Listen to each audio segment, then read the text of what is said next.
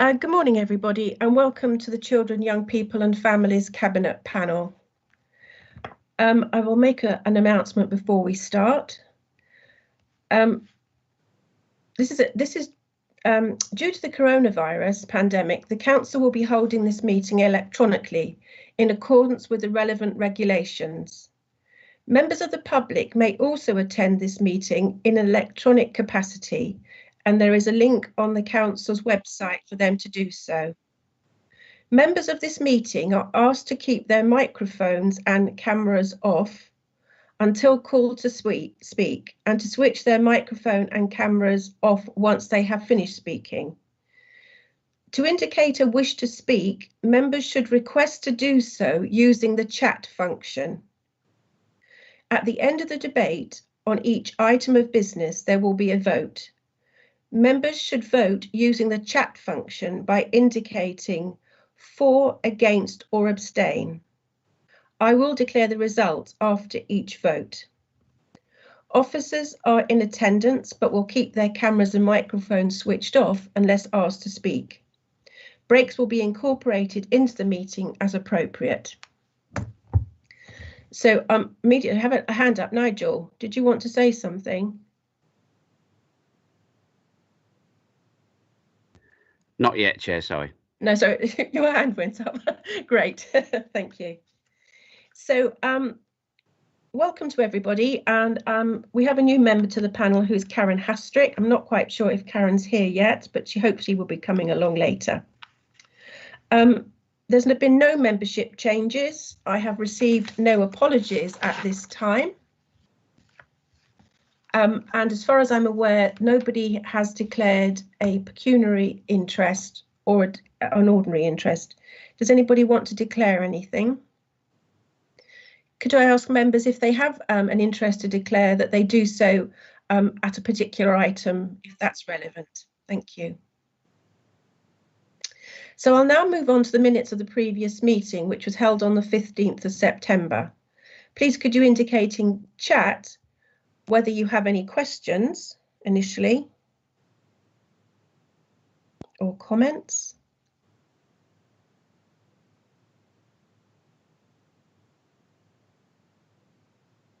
No. In that case, could I ask you to confirm whether you accept these minutes by indicating in chat for, against, or abstain?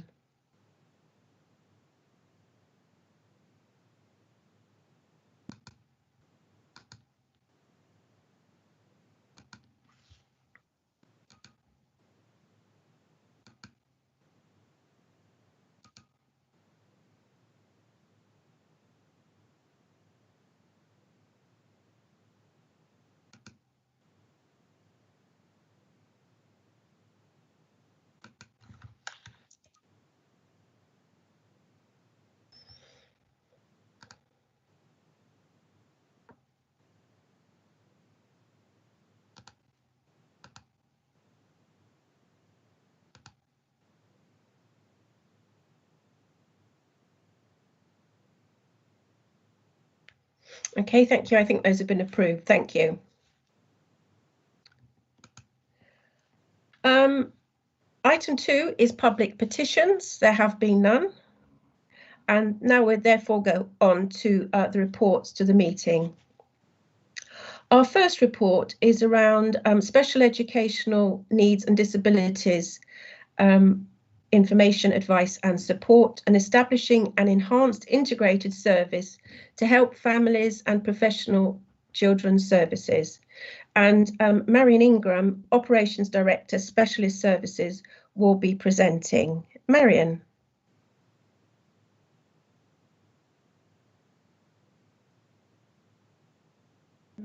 Are you here, Marion?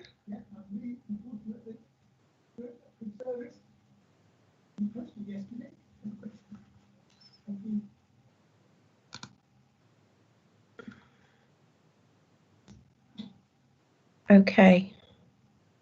So, Jenny, in Marion's absence, are you able to present on this one? Oh, Marion, you're here. Great. No, I I was saw going to Marion. say I thought Marion was here. No, I didn't see it. Okay. So Marion, are you able to present, please, on item 3?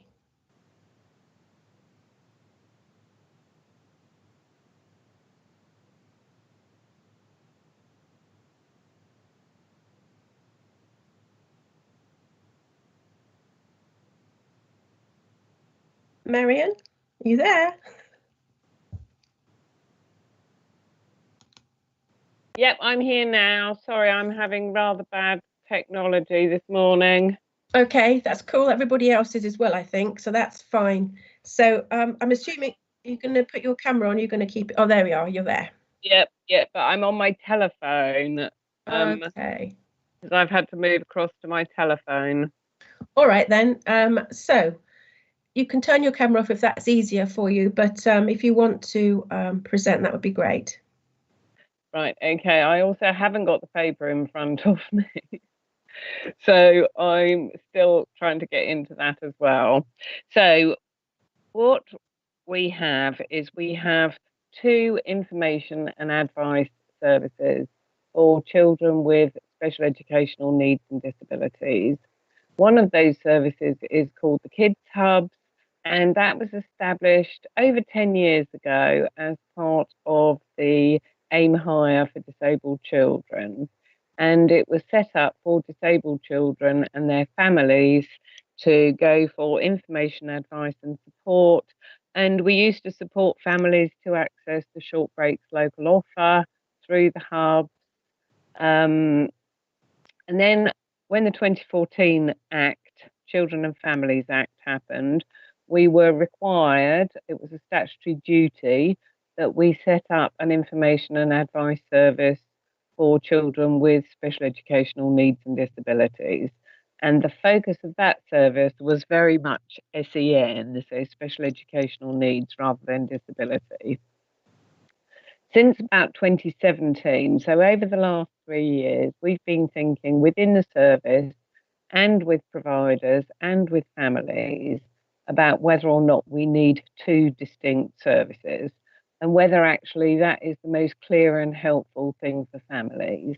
And what we've been told is that it isn't, that one information, advice and support service is what's required. So we've done a piece of work about merging the 2 services. And the outstanding issues in relation to merging the 2 services relate to a direct offer that is delivered through the Kids Hubs. So the Kids Hubs deliver, I think it's 4 services directly. They deliver first aid training, they deliver sleep clinics, they deliver a program for children with eating issues, and they deliver a toy library. And what we feel, and again, what our co-production group, which includes parents, feel, is that the information, advice and support service should just be for information, advice and support. So what we're doing at the moment is looking at how those other 4 services can be delivered, because this is not an exercise to save money. It's cost neutral, or our intention is that we will be cost neutral. This isn't about delivering savings, it's about delivering an improved offer for families. So we've identified that 3 of those services are delivered by the voluntary sector in Hertfordshire already, and the providers don't anticipate that there will be any capacity issues if the families who currently use the hubs were to use their services instead. The one outstanding service that is not delivered to the same degree is the toy library.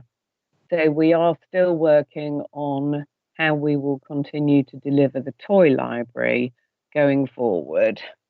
Our other issue is tupiing staff from kids who deliver the 2 hubs into the local authority current Send IAS service.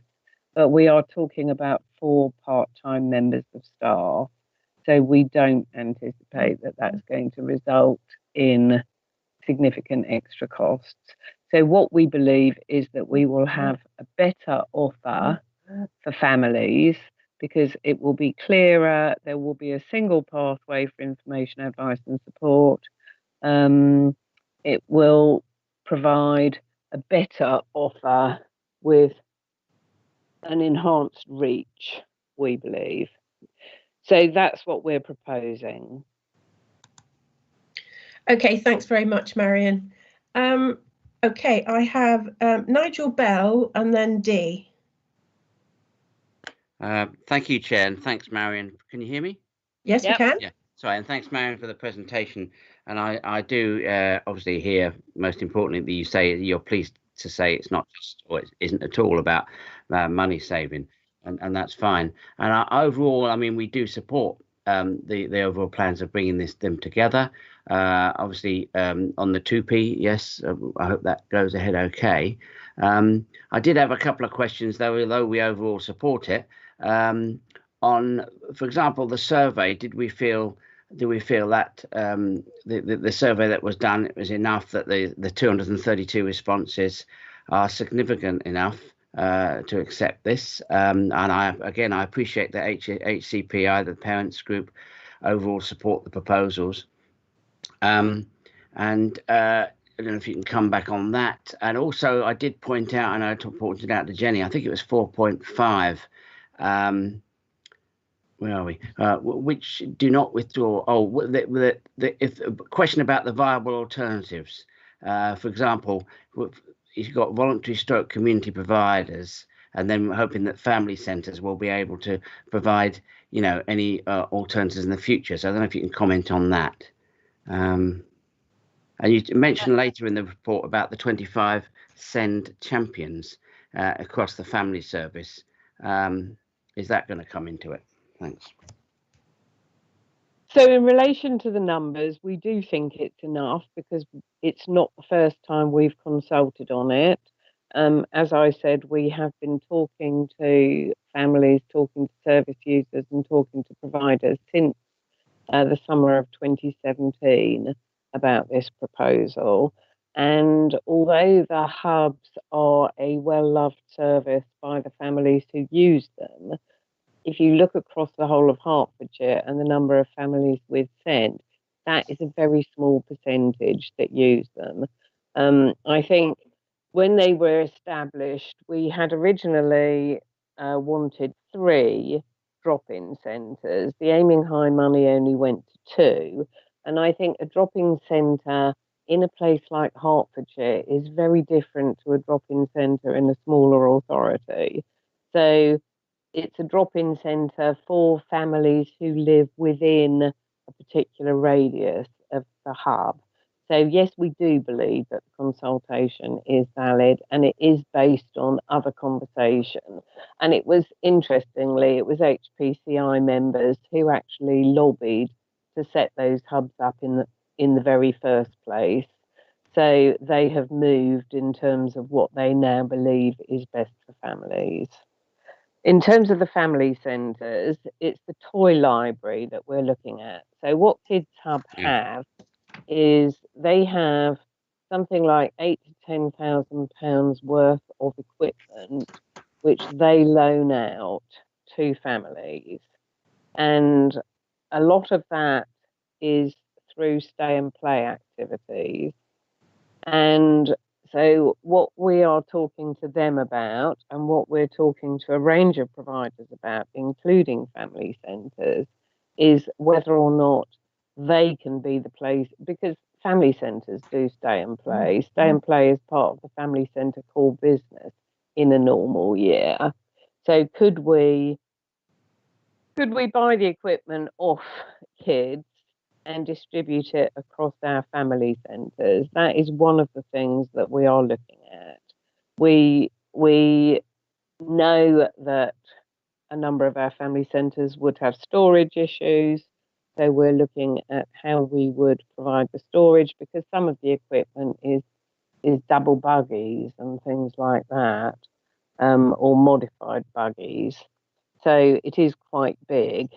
So that conversation is ongoing. But what we're very keen in Hertfordshire, and part of the whole SEND transformation, is about delivering early help to families with children with special education needs and disabilities without them having to move into specialist services.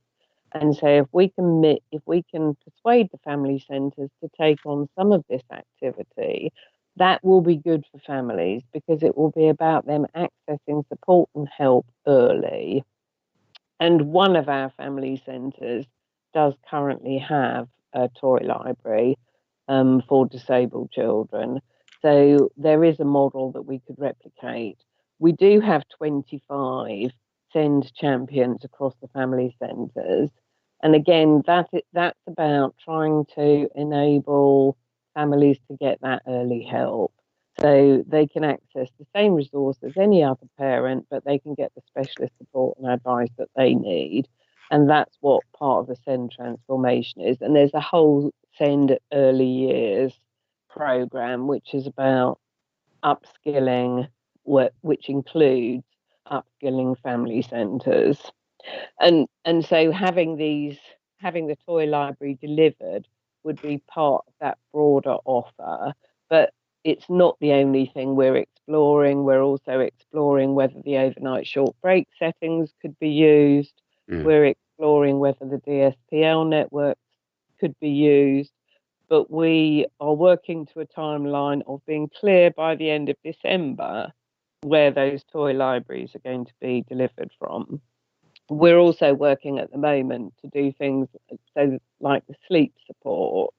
Yes, the hubs offer sleep support, so do Angels, so do a number of other providers. And what we need to do is we need to get it all on the local offer so families know where they can get sleep support and the different sorts of sleep support that they can get. So they're very clear that we're not taking anything away from them, because we're not. Okay. Thank you, Chair. Thanks for that, Marion. Yeah, I was a bit clearer there, because I just didn't want maybe vulnerable families who might be thinking they're going to lose something here. As long as they are still going to, and are still going to have access, then fine. We'll monitor that. But thank you. Yeah, Nigel, I've been very clear about that. Nothing must be lost here. This is about improving our delivery to families. So that's really one of our prime targets. Dee, please. Thank you, Teresa.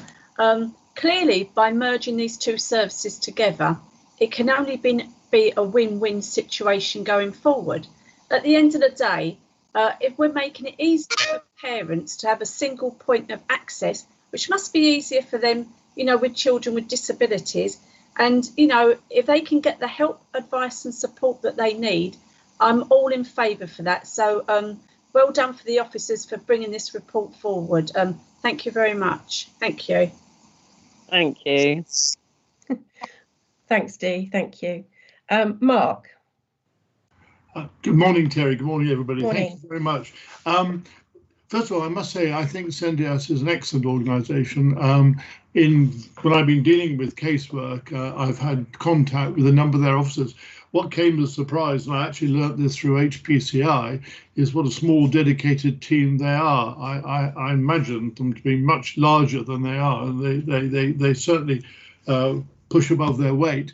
And in a sense, that's my worry. I think they are very, very stretched. So I'm just hoping that this isn't going to really be, the straw that breaks the camel's back. So I trust that we will take very close note of their workloads. And I take absolutely the point in the report that relatively kids hubs were dealing with a much smaller community of people, and therefore the cost per contact was significantly higher. So it makes sense to reuse that money in a more effective way. Absolutely. I have a couple of things. I'm understanding, what is a strategic question? Understanding, and this is historical, that as an authority, we are down in the bottom quartile for the money we put into SENDIAS to support that organisation. And this is more a request that we look closely at whether we are trying to get too much out of a very small pot. and maybe we need to look at how we resource that. Picking up a comment from, I think, the parents and the feedback was this idea, and I absolutely endorse what I've seen of it, that they are independent, but the fact is they are co-located in county council locations. And I think there's an opportunity here maybe to consider relocating Sendai House so it seemed to be separate but linked to the county council. So that's a sort of, most of my comments therefore about Sendai House. Was there anything else I wanted to say? I think those were the two key points. But yes, we will be supporting this, and we wish it well, subject to the concerns of the workload impact on Sendai House people. Thank you.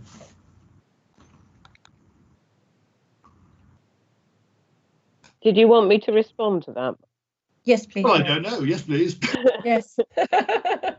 In terms of the resourcing, we acknowledge that resources are tight. There are a number of, I think there's 3 new posts that have gone into Sendai House over the last month or so, and those posts will be going for 18 months, and we're going to monitor activity levels and, as you say, caseloads.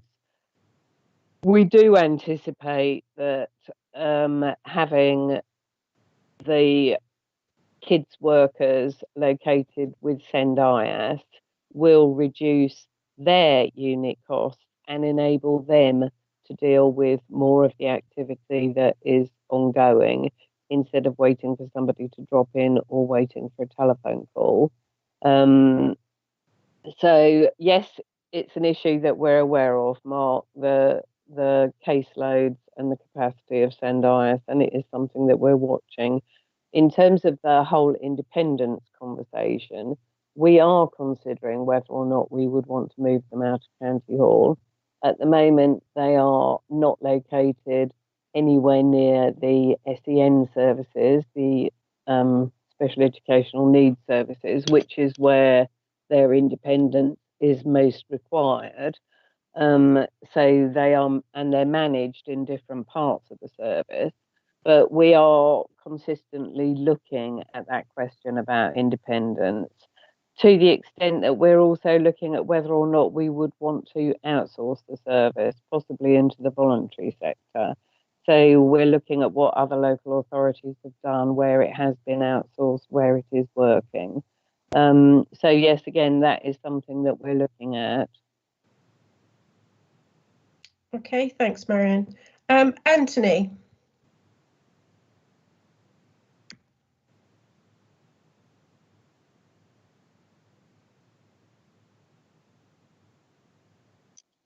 Yeah.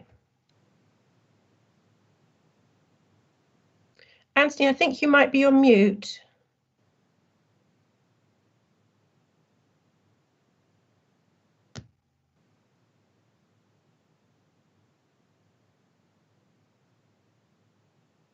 Not yet. Can't hear you yet. No.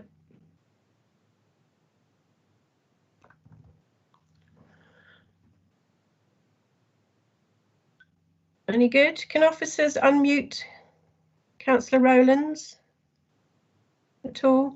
He is unmuted, Teresa. Oh, so Anthony, you're unmuted apparently, but we can't hear you.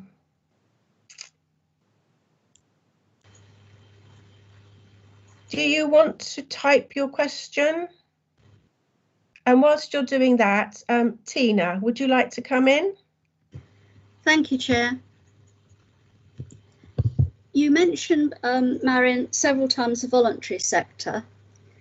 Can you give me some idea of what the voluntary sector provides? And if there are no capacity issues with the voluntary sector, are we absolutely certain that this can carry on, that there's not going to be a point when the voluntary sector says, no, we can't do this anymore? Has that been thought about? It has, and I think a number of the programs, so the first aid program is offered in numerous settings, including our family centres. It's already offered, it's already ongoing, and it's something that can continue without having any noticeable impact. The sleep clinics or the sleep support, they're not clinics, and the fussy eaters programs, they are delivered. They've only been delivered by the hubs in 2020. They were not delivered last year through the hubs. It's been part of their development. So the numbers that have actually accessed those services are very low. I think the numbers are in my report, but they're low numbers that could be easily absorbed elsewhere. The sorts of providers I'm talking about are Angels, which is for autistic children, Advance, which is for children with autism and ADHD, and we do commission them to deliver a range of supports. They like group work, like parenting support programs. They do the first aid training and the sleep support services. And if we know those courses, we know that the work that Advance and Angels do is very heavily subscribed. We know that we have lots of children and families in Hertfordshire who want support, particularly around things like autism and ADHD. And we know that it's an area of our business in partnership with health colleagues, which is growing and which we're doing a lot of work on. But what we don't feel is that this very small number of children or families accessing a different resource is going to have a measurable impact on what's delivered, because we're talking about hundreds of children and families who are being supported. Thank you for confirming that. Okay. Thank you. Thanks, Marion. Anthony says he agrees, so keeps moving, agrees with the general approach. Kids argue that their approach is different in some ways, e.g. face-to-face. And then he asks, will there be a review of how new arrangement is working and when? And will it come to panel? Or would we refer outsourcing to panel? So yeah, if we were, so yes, sorry, SendIS is traditionally perceived as being a telephone service, and it's not only a telephone service. It offers telephone support and it offers outreach support. And so one of the things that we are doing at the moment is reassuring families and reassuring the workers that are moving across into SendIS that the work is not just telephone work and it's not just online activity. So there is outreach work. Those workers will be going into family centres, into other settings to meet with families, both on a one-to-one basis and on a group basis. So that's where that comes from in terms of it's a different sort of service. And it is very much a communication issue. In terms of a review, yes, we will be reviewing it. I can't remember what I said in the paper actually about we would need to give it at least 6 months to begin to embed. We would very happily bring another paper back in a year to update on where we're going. And yes, we would bring it back to panel if we were looking at moving the service out of the local authority. Marion, and Anthony also says he echoes the concerns about workloads. I hear what you're saying. We'll keep a close eye on that. And that's a challenge for the whole of children's services at the moment through COVID workloads. So that's going to be closely monitored by all officers and myself. And can I just add, because I don't think there are any more questions here, that we are committed to improving those services for those families with children with special educational needs and disabilities. We really are committed, and I think that we are actually beginning to motor now. I can see things changing, and I know that officers are trying very, very hard, especially in the current environment. But there's always somebody there for somebody to speak to, so I think that's important to say that. So thank you for your input, everybody. The recommendations, I won't read them out. They're set out in your agenda under item 3. Please could I ask that you vote for, against or abstain in the chat box, please.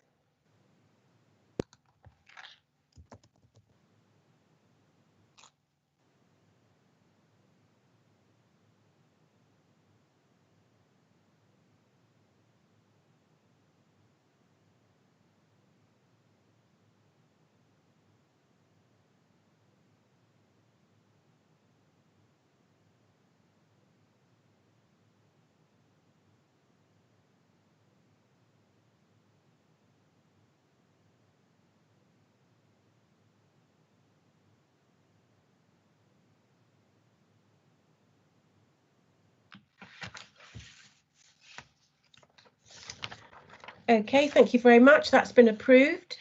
We now move on to item 4, which is the Hertfordshire Fostering Service Annual Report. And we've got a series of reports coming to us today on the annual round, as it were. And we've got Miranda Gittos, who's a relatively new, it's not new now, but relatively new, Head of Adoption and Fostering. So Miranda, thank you. Thanks, Teresa. Hi, everybody. Just to clarify now, I have got the adoption annual report as well, but I understand that members didn't receive it. So can we come to that in a minute? So we can just deal with fostering now. Thank you very much. Absolutely, no problem. I've prepared some slides. Now, I'm just going to share those. Can you see that? Yes, thank you. Excellent. Could you make them full screen? That would be useful.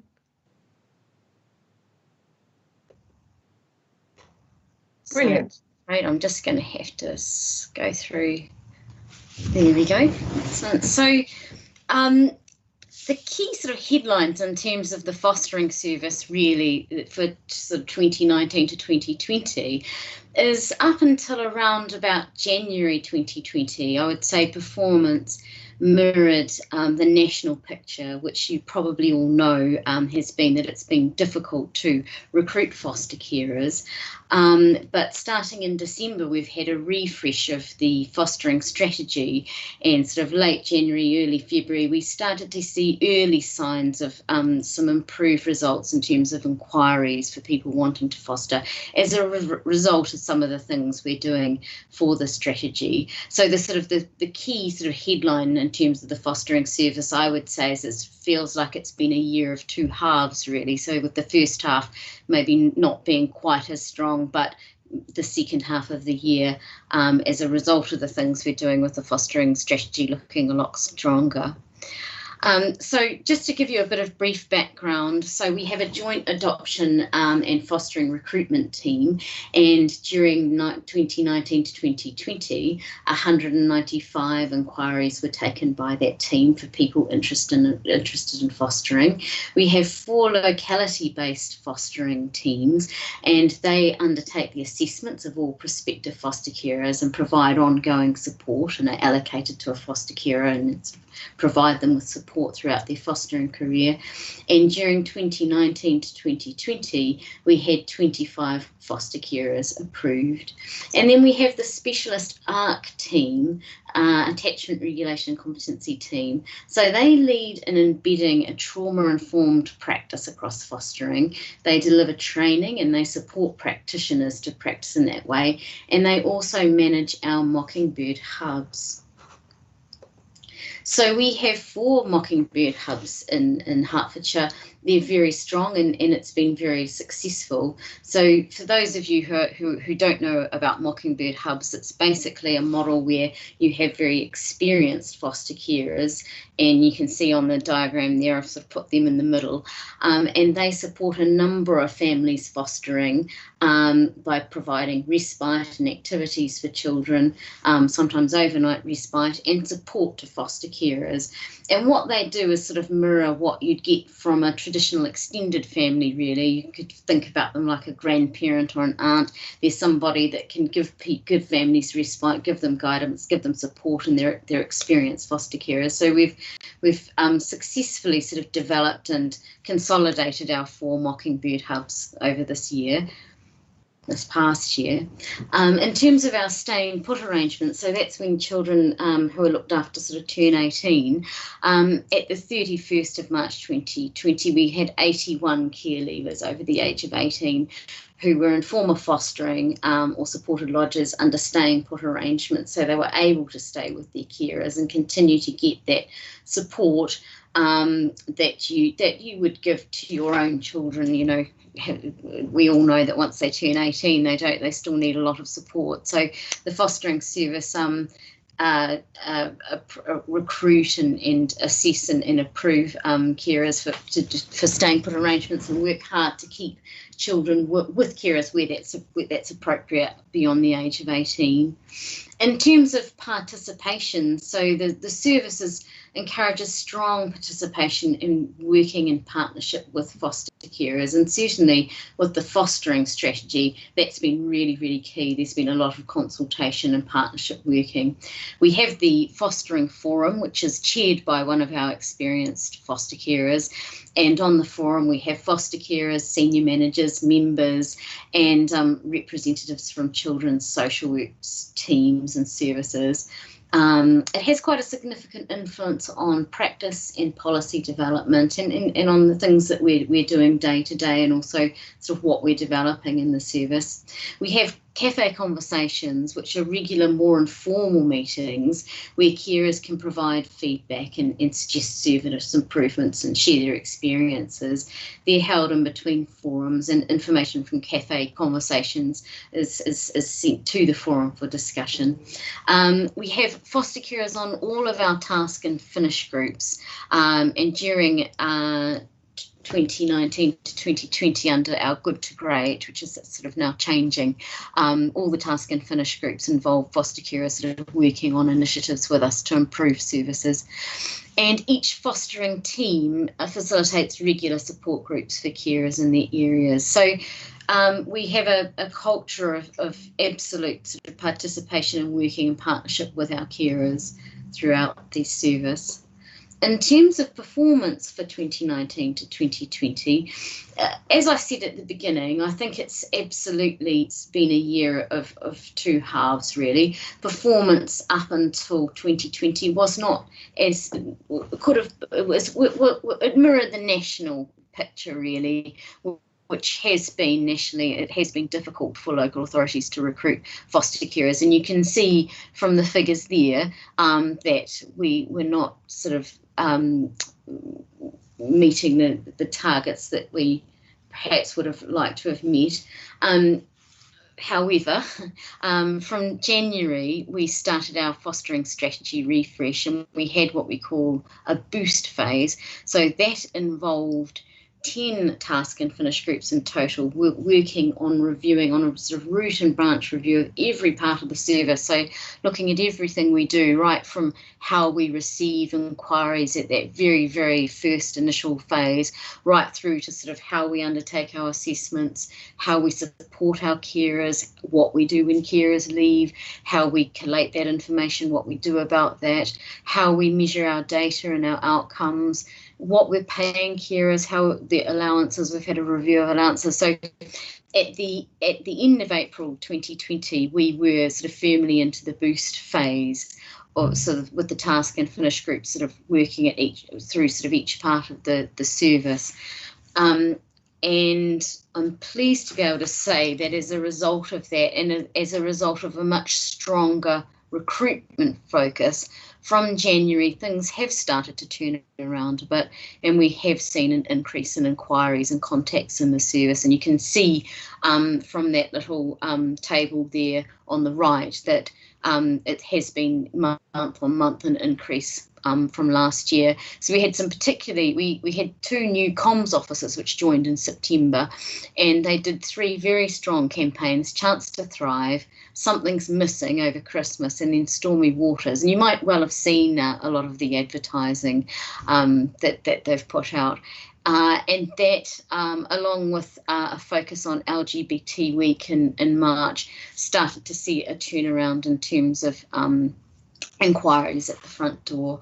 So sort of looking, I've projected a little into the future here. So what difference is this making so far? These are the report is you know, for 2019 to 2020, but you can see that our inquiries and approvals are now increasing. So as I said before, very much sort of a year of 2 halves. The first half not as strong, the second half, due to the things that the service are putting in place, heading on a slightly more positive trajectory.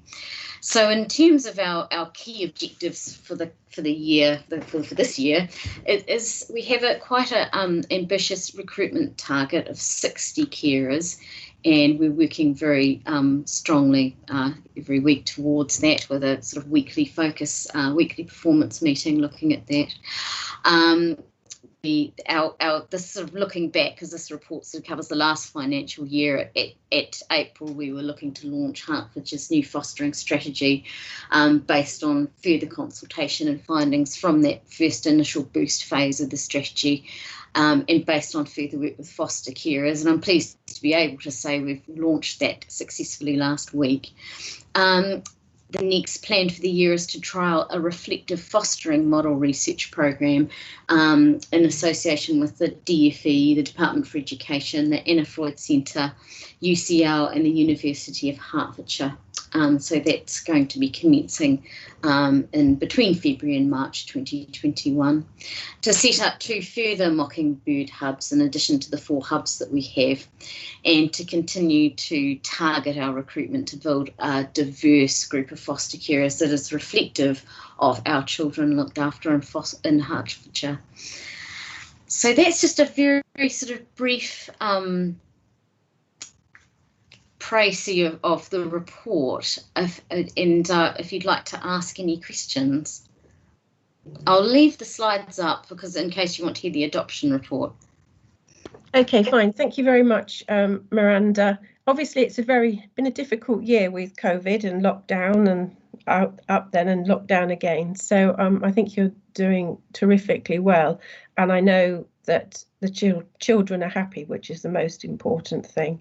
So thank you very much for that. So I have got Nigel, Anthony, and I think John. So let's go, Nigel first. Thank you, Chair, and thanks for the report. I was just going to say, actually, you answered one of my questions already, because you said I've got down, will we see more than the 4 Mockingbird Hubs in the future? And you've already said that that's what you are hoping to increase that to 6. So that's good, and that's a very good deal. I was going to, also on 6.2. Well, I was just going to, again, you mentioned stay put. I was going to say, how do you see the future of the stay put policy and what's going to happen in the future? And yeah, I was going to say, I know it was difficult even before COVID on getting our figures up. and it is ambitious, the target of 60, but obviously we wish you luck on that, and you have done some good ambitious campaigns and press releases, and that's obviously a good thing. Looking at the report overall, if I can go right down to 12.1, I was pleased on the top 10 tips for foster carers. Good to see that you had the Chick group in there, and that they had active members of the Mockingbird Families Model Steering Group, and that's always good to see, in the voice of the child. And then just basically, if you just comment on those things, really, that on the Mockingbird, which I really think is good, and what's going to happen in the future. I did have a point which I know I mentioned to Jenny 8.1 about the allegations against foster carers. I think it's, I was going to say, in the end, out of the 7 allegations, 3 were accepted, and I know I said to Jenny, is that a good comparison compared to other comparator authorities? But obviously, overall, I welcome the work that's being done. Sure. Well, thank you very much. I mean, so it sort of answered your question in terms of Mockingbird. In terms of staying put, we're actually going to review the staying put policy. I think it's a piece of work that needs to be done, and that's something we're doing at the moment. In terms of the allegations, I think that's actually quite good compared to our sort of neighbouring authorities. You wouldn't, it would be unusual to have no allegations. You wouldn't want to have a lot of allegations, but that's not a number that we causes particular concern, if that makes sense. So it's always concerning to have any allegations at all, of course, but that's not a vast amount more than local authorities, our neighbouring authorities, or other authorities the same size as ours, probably more on the lower side in comparison to other authorities. Does that answer all your questions? Yeah, I mean, mainly on the questions, and it's interesting, as you say, you're going to review the stay input, so I'll be interested to see what happens on that. I'm sure we'll follow up on that. And the others mainly were just my comments, on the fact that you had the Chick involved on the multi-steering group. That's good to see. And obviously, wish you well on obviously in trying to get the numbers up. Thank you. Thank you. So just for members, just to emphasise that we value the young people's voice tremendously, and Chick is involved in lots of work. Top Tips was a very big piece of work they did, which I sort of semi-participated in one day, so that will be going on, and hopefully we will keep emphasising where we hear the young person's voice. That's a big piece of work for us going forward as well, and that includes those young people who are BAME as well. So there's a big piece of work that goes on there with YC Hearts as well. So I have Anthony, John, and then Graham, Dee and Lynn. So lots of questions. So Anthony, it's Anthony. Okay. In the hope that you can hear me. Yes, I can. Are you able to hear me? Yes, I can. Yeah. Yes, you can. Oh, right, good. Right, so it's better than the disembodied self of the previous item. Look, thank you ever so much for the presentation, indeed also for the briefings that you've given Mark and myself along with colleagues. Just a couple of questions. Forgive me if I didn't log in till a little way through your presentation, so apologies if I missed something. But on the recruitment trend, I know I was here for the graph that showed up to April, the increase, and I wonder what your experiences have been over the last 5 or 6 months, and whether you're discerning any particular trends in terms of people coming forward, given that a lot of people have been, as it were, reviewing their priorities, their commitments. What are you finding in terms of recruitment over recent months? And the second question, very pleased to hear about the extension of the success and then the proposed extension of the Mockingbird project, which I think we've had a report about, I think lies at the heart of a lot of what you're trying to achieve. I just wonder if you could just explain in a moment what's the sort of geographical extent of Mockingbird support, and where do you hope to establish new centres? Thank you. Sure. So Anthony, the reason I didn't put any data sort of beyond April was this report concerns 2020 to 2021, but I'm really pleased to be able to report to you that month on month for the entire year this year up to this month, we have had a higher number of inquiries than last year. So the things that we put in place sort of late December, January, February have yielded really good results for us, which is really good. So fingers crossed that we continue in that vein. And we've just launched our latest recruitment campaign. It's called Recruiting Now. You've probably seen it. It was all out on Yammer and out on the intranet earlier this week. So we're hoping that will continue to inspire people to come forward. In terms of trends of people, it's really interesting actually. So with the first lockdown with COVID-19, we really didn't know what was going to happen, but surprisingly we had quite an influx of inquiries. So people, there were two things that people were reporting to us, and one was that with the event of the pandemic, they felt inspired to do something good and something meaningful and something that would make a difference. And then there were a lot of people that came forward and said they'd always thought about fostering, but they'd never had the time or the capacity. But with their employment changing, with them being furloughed or losing their employment, they'd gone back to it and thought, well, now is the time to express an interest, and now is the time I'd like to do that. So it's quite interesting.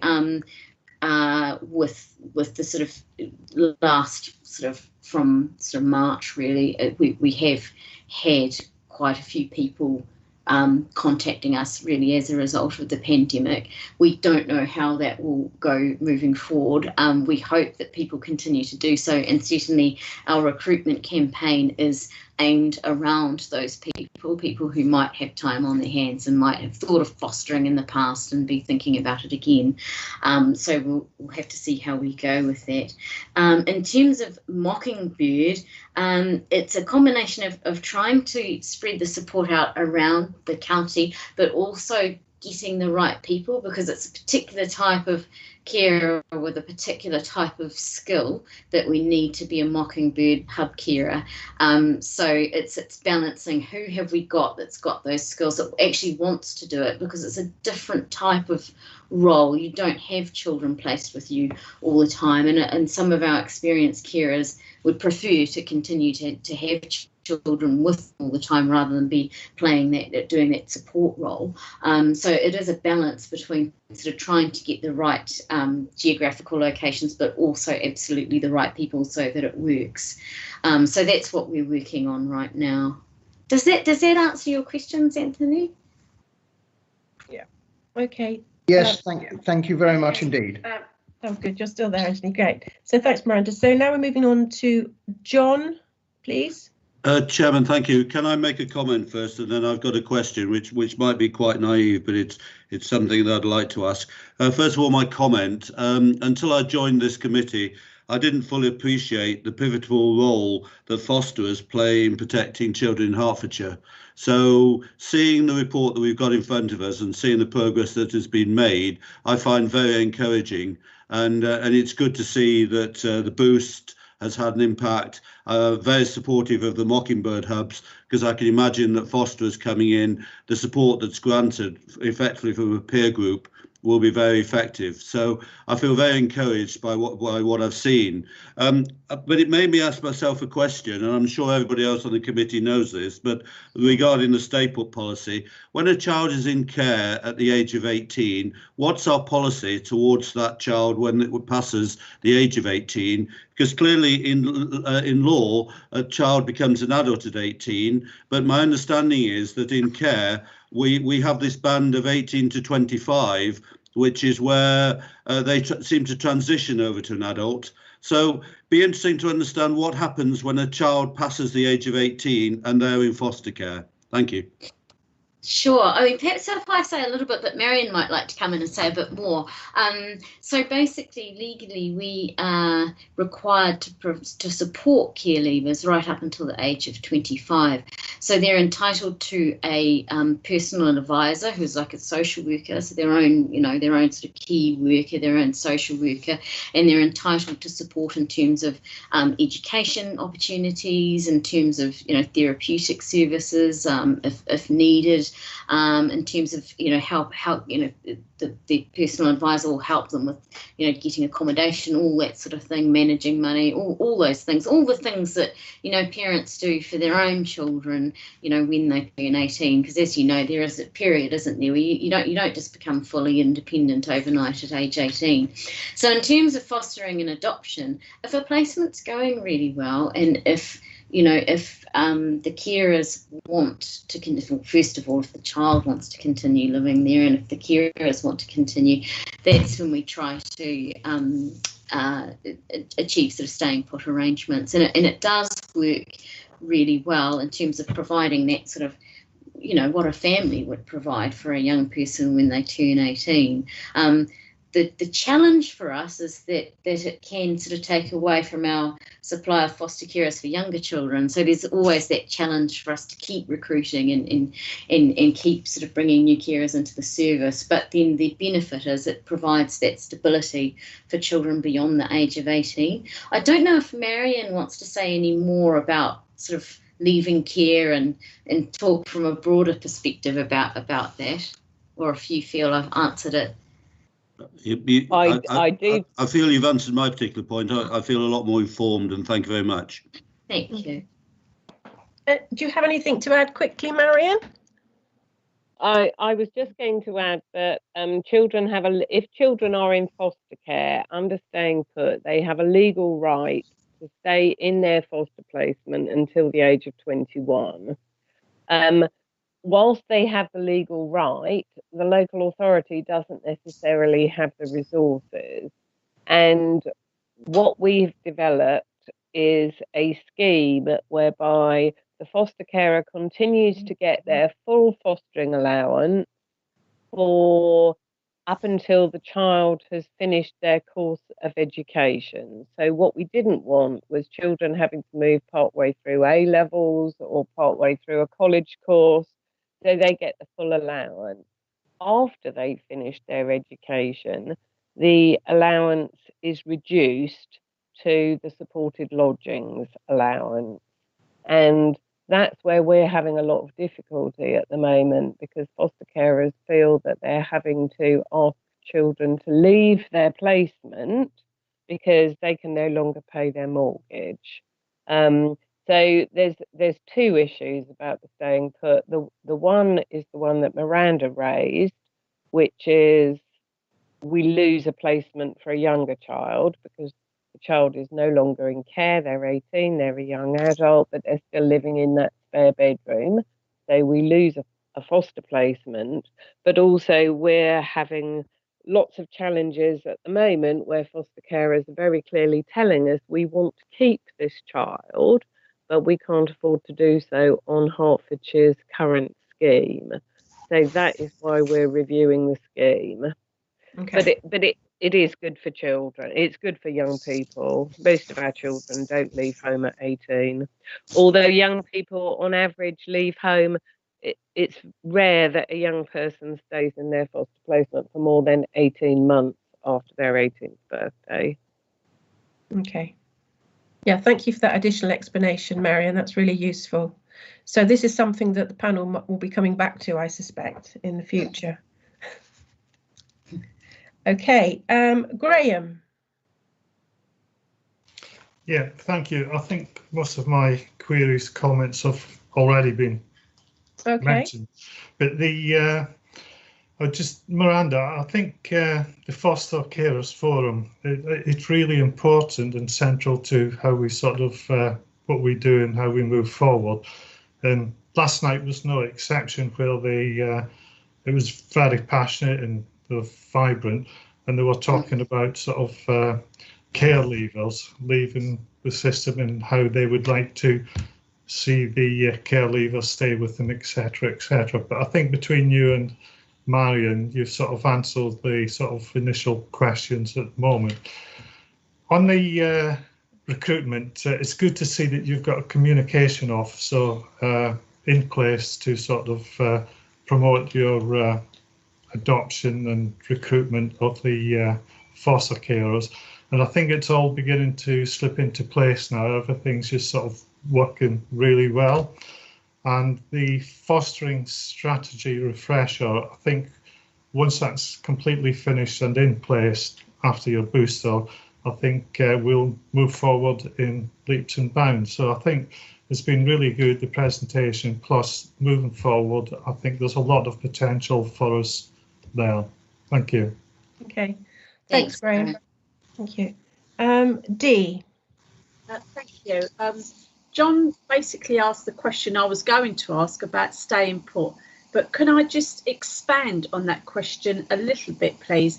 I'm aware that children up to the age of 25 can stay with a foster carer, but do we actually give them any support after that age? Do we ever do any follow-ups, or do we work closely with maybe housing associations, you know, to make sure that they're not just sort of cut loose, so to speak?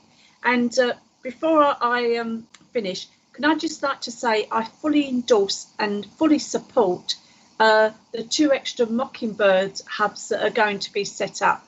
I think it's a brilliant idea, and anything that can support and advise and help our residents going forward is to be more than welcomed. Thank you. Thank you. I thank you for your support on the Mockingbird Hubs. So certainly we think they're a very successful way to build sort of self-sustaining communities of support, really. In relation to the staying put, I mean, although your question about care leavers, really, and again, Marion would probably want to come in on this. A lot of work is done with young people in that period, sort of age 18 to 25, in terms of preparing them, sort of helping them work with housing, helping them work with budgeting, preparing them, you know, helping them find employment opportunities or manage benefits or what have you. So there's a lot of work in that period of time. So the vision is by the time they're 25, they wouldn't have formal services unless they had a disability, or unless they had a mental health need. Then they would probably continue on to receive services from adult services.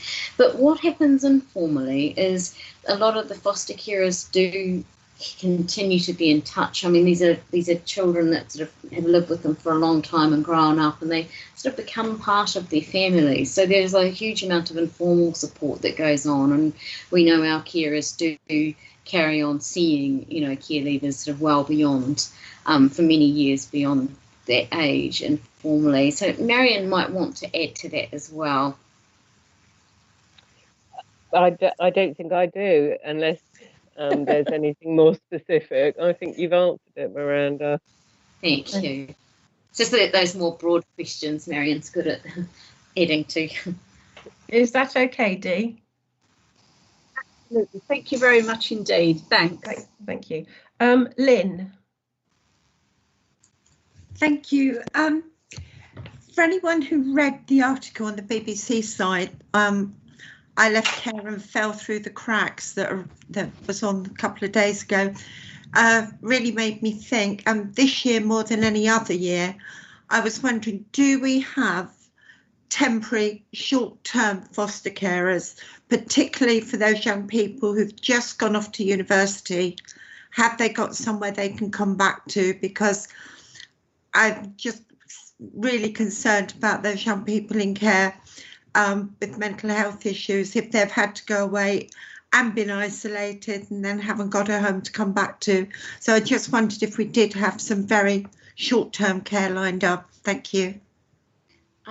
We do. I mean, what we try to do is, if a young person has been with a family and then goes off to university, we try and make sure they can come back to that family they were with. So there's that continuity, and generally young people that want to stay in their fostering arrangements that are beyond 18, you know, they would want to be with that same family, and they sort of become part of the family, if you know what I mean. So that's what we'd always try to do. But beyond that, absolutely, of course, you know, the university holidays, it's really important for people to go into family environments. So wherever we can, we do provide that. But primarily it would be, you know, going back to the family that they're already in and that they know and that they've been living with. Does that answer your question?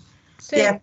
Can I just add, Lynn, the virtual school obviously provides a lot of support for our children who are in care, and they have recently actually taken on a new officer who deals specifically with children who have gone in perhaps to much higher education, i.e. University, etc. And we've had quite a few of those this year. So she does keep in touch with them around their educational needs, because often the pressure is around what's happening at uni, you know, are they writing the essay properly? Do they have the right resource at uni? Do they know where to go?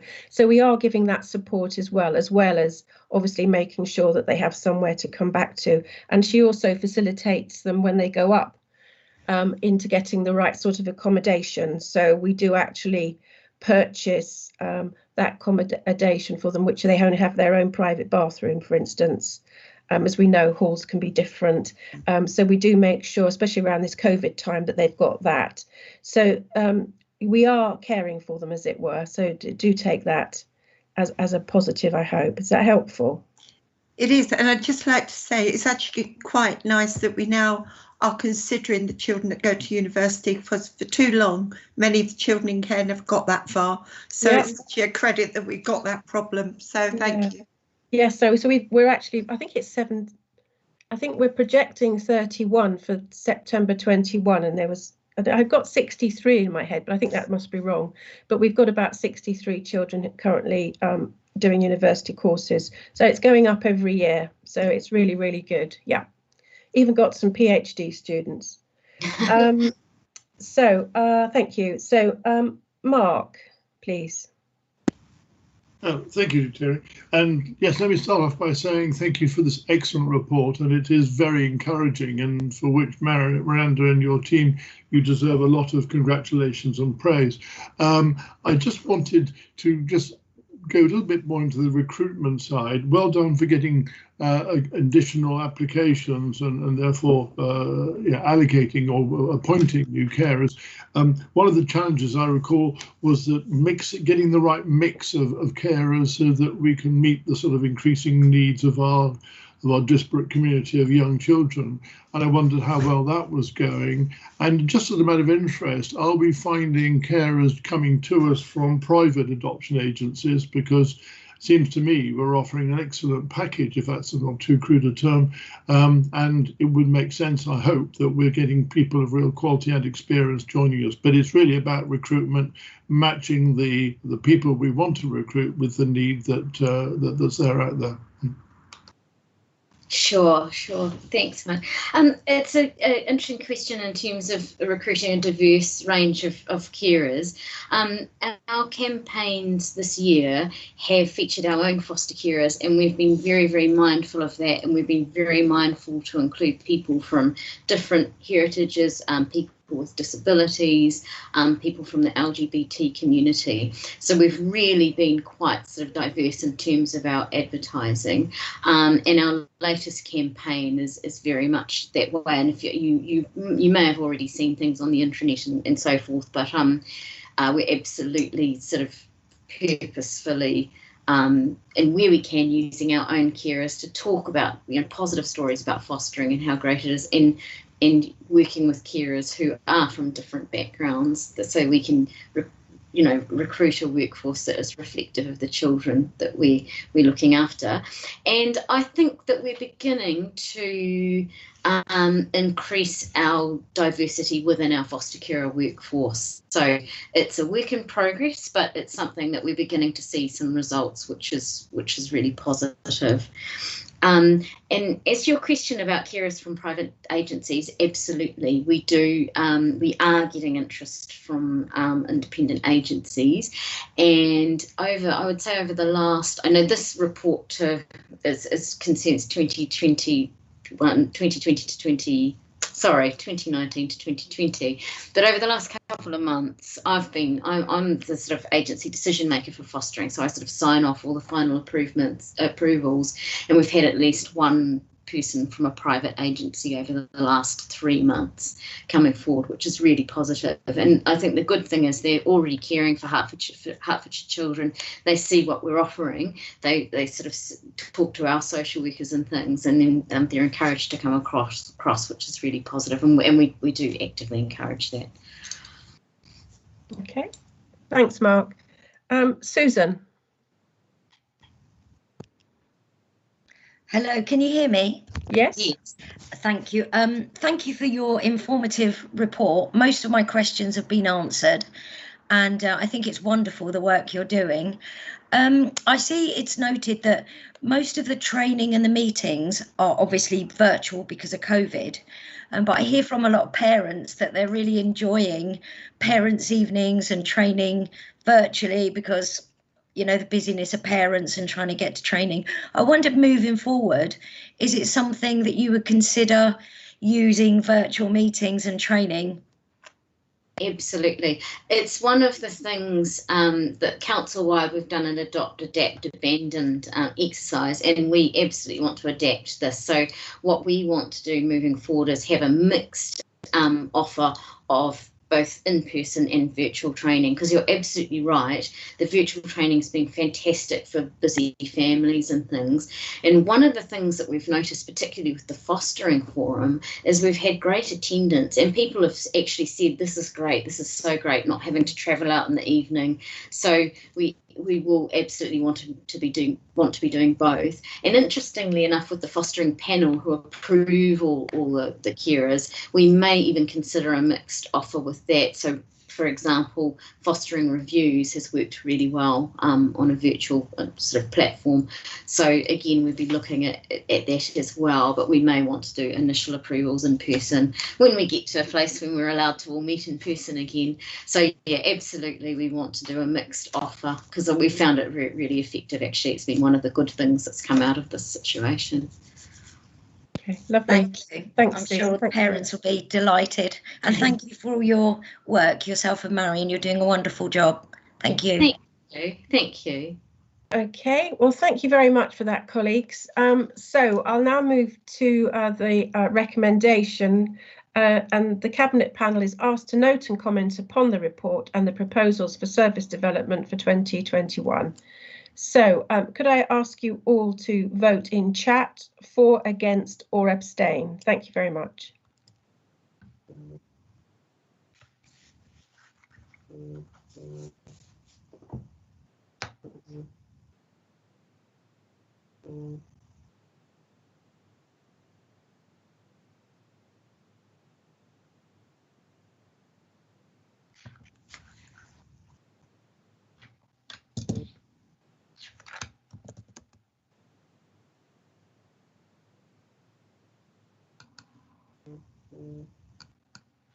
Okay, that's great. That's been approved. Thank you very much. So now we move to the Adoption Service Annual Report. Now, colleagues, I understand, I only learnt this morning that the actual report, as it were, was not published until this morning, but it has been sent out. Now, what I'm going to suggest is that we carry on with the presentation, and you can ask questions resulting from that. Some of you may have had the opportunity to glance at the report, but obviously after today, you can go to Miranda at any time and ask questions and make comments. So please do not feel that if there's anything that you find when you have an opportunity to read the report, please do go to Miranda. But this is basically an annual report for 1919-20, so it's all a bit historical. But as I say, please do go to Miranda after the meeting if you feel the need. I hope you're all in agreement with that. So with that, I'll ask you, Miranda, to continue, please. Sure. Thanks, Terry. My apologies, I'm not sure why you didn't get the report. I think there might have been some confusion because the report is separate to the Cabinet report. Yeah, so it was. It won't happen again. We've put a procedure in place, so that's not going to happen again. This is always the problem when you have two papers. But anyway, yeah, something's been put in place. So sure. And the report, it's a public-facing document, this report, which will go on the internet. So it's actually we've just had it reformatted by Hearts Repro, so I can forward that. It's only just been done, but I can forward that. It's just had pictures put on it, and it's just been made to look a bit more professional. That'd be useful because it looks different to the fostering one, doesn't it? Yes, it does indeed. It does indeed. So happy to forward that. So I will continue on with the presentation now. So with adoption, it's been a good year for the adoption service. It's a service full of very experienced staff. They're very much specialists in their field. They've been doing what they do for a very long time. It's a very stable service. So I would say 2019 to 2020 has been, a good steady year, fairly uneventful, apart from, of course, the onset of COVID towards the sort of the end of the year around it's March, April time. The headlines would be they've made, and I'll go into this in more detail in a minute, but good progress has been made in terms of Adopt East, which is the regional adoption agency that we are part of. There's been good results in terms of the adoption scorecard, which show that we are increasing in our timeliness for the time it takes from children entering care to becoming adopted. And the other sort of big sort of standout headline, which you'll see in the data within the report, is fewer children are being adopted because the family court are favouring family arrangements, sort of over adoption arrangements. So that's something that is going to need to inform our thinking and planning for the future. So that's the sort of headlines and sort of main points of the year, and I'll go on to a little bit more detail. And my apologies, I'm not a graphic designer, so I've done my best, but some of these slides look very busy, I'm afraid. So adoption, we have the recruitment team. It's a shared recruitment team across fostering and adoption. And unlike fostering, in adoption, we just receive a steady amount of inquiries. It's a lot easier to generate interest in adoption. Fostering, we have to work at it all the time. Adoption, people do come forward. So from in this past year, 2019 to 2020, the team managed 117 inquiries. And in terms of the recruitment approach, it's a tactical approach, and we coincide with national activity, and moving forward we'll be coinciding a lot also with the Adopt East, our regional adoption agency activity. And I've just put one of the adverts in there there's lots of ads and you've probably seen them, but that just gives you a flavour of the sort of advertising that we're doing. And again, like fostering, we're really focusing on diversity, on diverse groups, on making, because there's probably a lot of people out there, there's a lot of myths about who believes they can and can't adopt. So that's sort of myth busting, encouraging people from all sorts of different backgrounds, people who may have disabilities, etc., to consider adoption. So that's the recruitment team. And then we have the assessment teams, and so they basically do the assessments of the prospective adopters. And it's so over the past, in 2019 to 2020, they completed 39 stage 2 assessments. I'll come on to the stages in a minute. So they sort of completed 39. Then there's a family finding team who provide a comprehensive program of regional and in-house adopter-led matching events, and a sort of lead in matching children with prospective adopters. And then the adoption support team provides sort of post-adoption support, counselling and advice for families and for adults who've been adopted. They provide packages of financial support. They provide services to ensure people can talk about matters related to adoption. They assist with contact and letterbox contact. They provide a letterbox contact service. They help adults who are searching for their who have been adopted and might be searching for their birth families. And they also have all the access to the Adoption Support Fund, and through that fund packages of support for children who are adopted and their families. So that's just a brief sort of run through of the teams. You probably already know this, but adoption is a two-stage process. So there's the inquiry stage, and then stage 1 is a 2-month adopter-led assessment, and you can take a break at any point between the inquiry and stage 1. So you might inquire and then be not sure, so it's absolutely fine to take a break.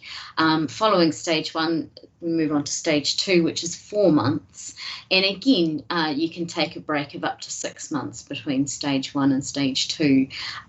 So a lot of the teams I mentioned in the previous slide are sort of working with people through stage 1 and stage 2, and it's a really in-depth process, and people it's extremely, you know, it's people have to share quite a lot of private information. It's quite a daunting process for people, so a lot of the work is in sort of working through that with people and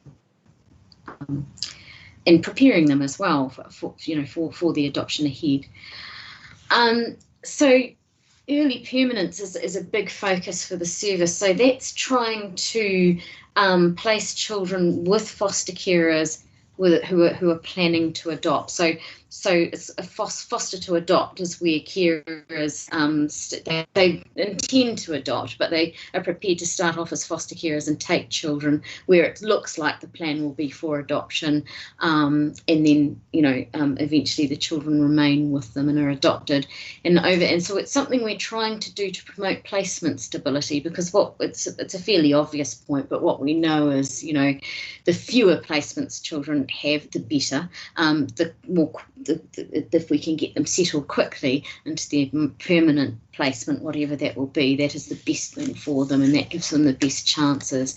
So over 2019 to 2020, we supported 5 fostering to adopt placements, and people doing that need quite a lot of support, because there is, when they children come to them as foster carers, there is a possibility that they won't end up being adopted, and so they need quite a lot of support to sort of for want of a better way of putting it, to sort of hold their nerve and continue with the process. So it's something it's something we're really trying to build on in the service, and something that's a key priority. The Adoption Support Fund, over the past year, 240 applications were made to the fund.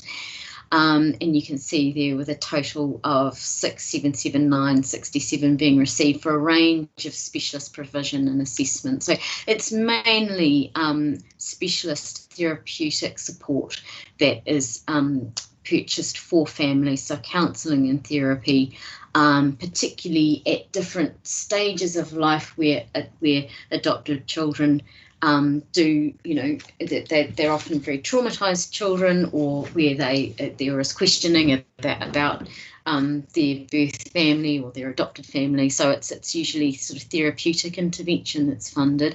The Adoption Support Fund will continue into 2021, and it's due to be reviewed by central government, but there has been some quite positive recent announcements, and that we know that central government are very pro-adoption in terms of having sort of permanent stable homes for children. In terms of engagement, I won't go through it all, but you can see there that there's a range of engagement services that we provide with adopters and with adopted children, that's run by the ARC, the sort of post-adoption support team, in conjunction with the family finding team. So there's a range of activities. Moving forward towards the end of sort of 2019 to 2020, we'd had to be a bit more creative about those with the first lockdown, and at the moment we're having to be sort of quite creative, or when we do have activities for children, be very careful about social distancing.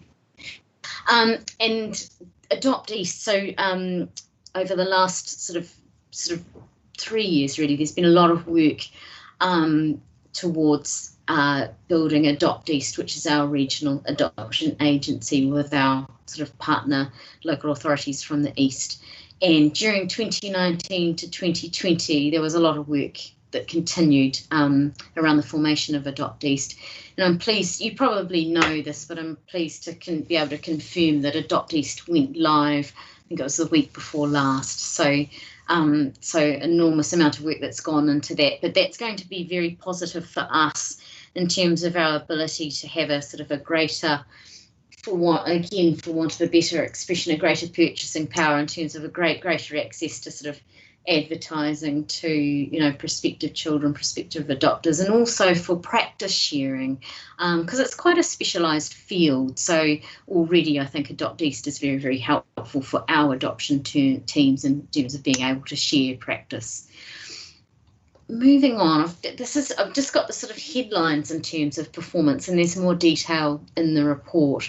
So I said at the beginning, and one of the things that's quite apparent, and it's a national picture as well, is the number of children being placed for adoption is declining, and that is due to decisions being made in the family court. It's quite stark between 2018 to 2019 and 2019 to 2020. So you can see quite a stark drop. And I think what we need to do is see what happens in this year. And then we probably need to think about sort of, you know, how we configure services moving into the future if there's going to continue to be a decline in the number of children placed for adoption. The number of approved adopters. So I mentioned before, we don't seem to have any problem with inquiries for adopters. We always have interest, which is a really positive thing, and our recruitment yields the results we want without having to be we probably don't have to make the same sort of amount of intense effort as we do with fostering. And as you can see, over the past 4 years, it's been relatively static in terms of the number of adopters approved, which is positive. And what we have done is in this last 2019 to 2020, we were able to provide 16 placements for children for other local authorities. So in effect, we were able to sell our approved adopters to other local authorities that needed adopters and generate an income of $312,000 from the fees. So we would get a fee for providing an approved and Hertfordshire approved adopter to another local authority, which generates good income for us, and the other local authority gets what they need, so it works out well for us. And when you think about, you know, the sort of lessening numbers of children in Hertfordshire being placed for adoption, but we're still managing to approve a lot of adopters, but we're still sort of making good use of those adopters and getting good outcomes for people. In terms of disruption, so that's when an adoption breaks down, which is a really awful, terrible thing for everybody involved. I'm very pleased to be able to tell you that between 2019 and 2020, we didn't have any disruptions. So that's a real credit to the people undertaking our assessments of prospective adopters, and to the adoption support team providing that post-adoption support. We had one formal complaint that was resolved at stage 1. So again, that's really positive to only have one complaint. That's very, very low. So and to have it resolved is a positive thing. The National Adoption Scorecard, so that's measured over an average of 3-year periods, or tracked over a period of 3 years. So this is focused on the period 2016 to 2019. So some good improvements for Hertfordshire. We're improving in the average time between a child entering care and moving to an adoptive family. We are improving in the average time between a child entering care and the local authority receiving the court order to place a child for adoption.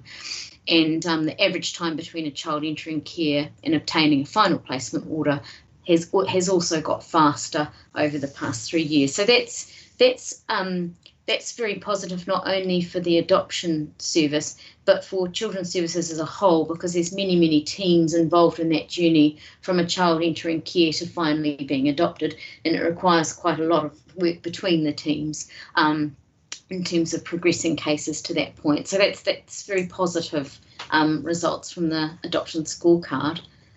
Moving on to our key objectives for the year we are now in. So the first is to recruit 45 adopters, to continue to develop Adopt East and work towards the launch in October 2020, and I'm pleased to be able to say that has launched, which is very positive. To continue placement stability, or to contribute to our placement stability by continuing to really try to use that early permanency and foster to adopt placements wherever we can, which I sort of explained earlier. So that's a really key focus. To continue improvements made to our support offer, to continue to sustain those and sustain the support we provide. And a big part of that is making sure that all the practitioners in the adoption support team are able to sort of use the ARC approach and sort of are strong in their ability to use a therapeutic approach and sort of really engage with families.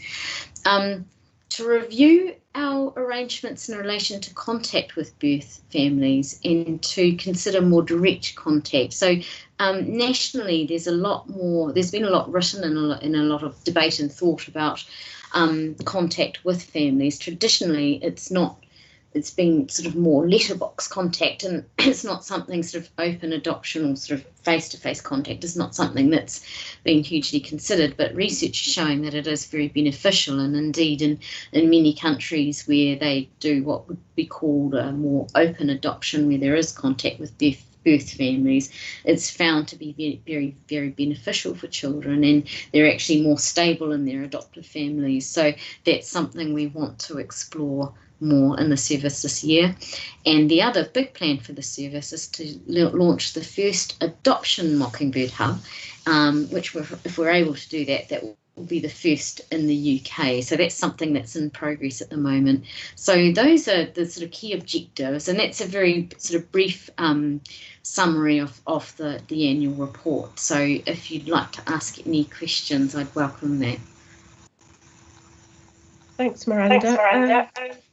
So we've got Anthony, Leslie, then Dee.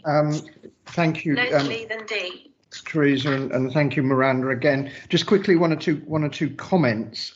Firstly, I'm delighted to see that we have in the East an alliance rather than an agency. I mean, we've discussed this before, Teresa, and I'm grateful to those who've within the region campaigned for an alliance, which I think is better than an agency, because I think the worry there was that it would tip the balance against local control. I mean, along with Alan, I've sat on the adoption panel for the last 3 years or so. They're obviously not sat in recent months as the numbers have been reduced, but I've never failed to be impressed by the thoroughness and sensitivity of the presentations we receive, and I think that then is reflected obviously in the very small number of disruptions which take place. So grateful for that, and also very good to hear that the Mockingbird initiative is going to be extended. A couple of, I suppose, one other comment based on what Miranda's just said about the adoption support fund, and clearly that if it's used mainly for therapeutic support, then it won't come as a surprise if we're told that the demand for that on that fund grows. Good to hear that. I know that this has been, the national fund has been extended, but we've got the phrase still one. So I think we just, and I'm sure this will happen, that we're going to continue to ask questions about that, and hope that any review of the funding is positive, because the need for that fund is likely to grow rather than diminish. A question, I mean, I hear the explanation in terms of the lower numbers and the policy. It's perhaps not policy, but the approach of the family courts. That's something which I suppose is determined more nationally. I wonder more locally whether I could just ask through you, Miranda, what a lot of the work, both in fostering and adoption, of course, is determined by judicial decision, and what the experience has been over the last 6 months in terms of the call it the efficiency, the responsiveness of the judiciary when they need to be, when their view needs to be sought. But thank you very much for the report. Really very impressed with it. Thank you. Thank you.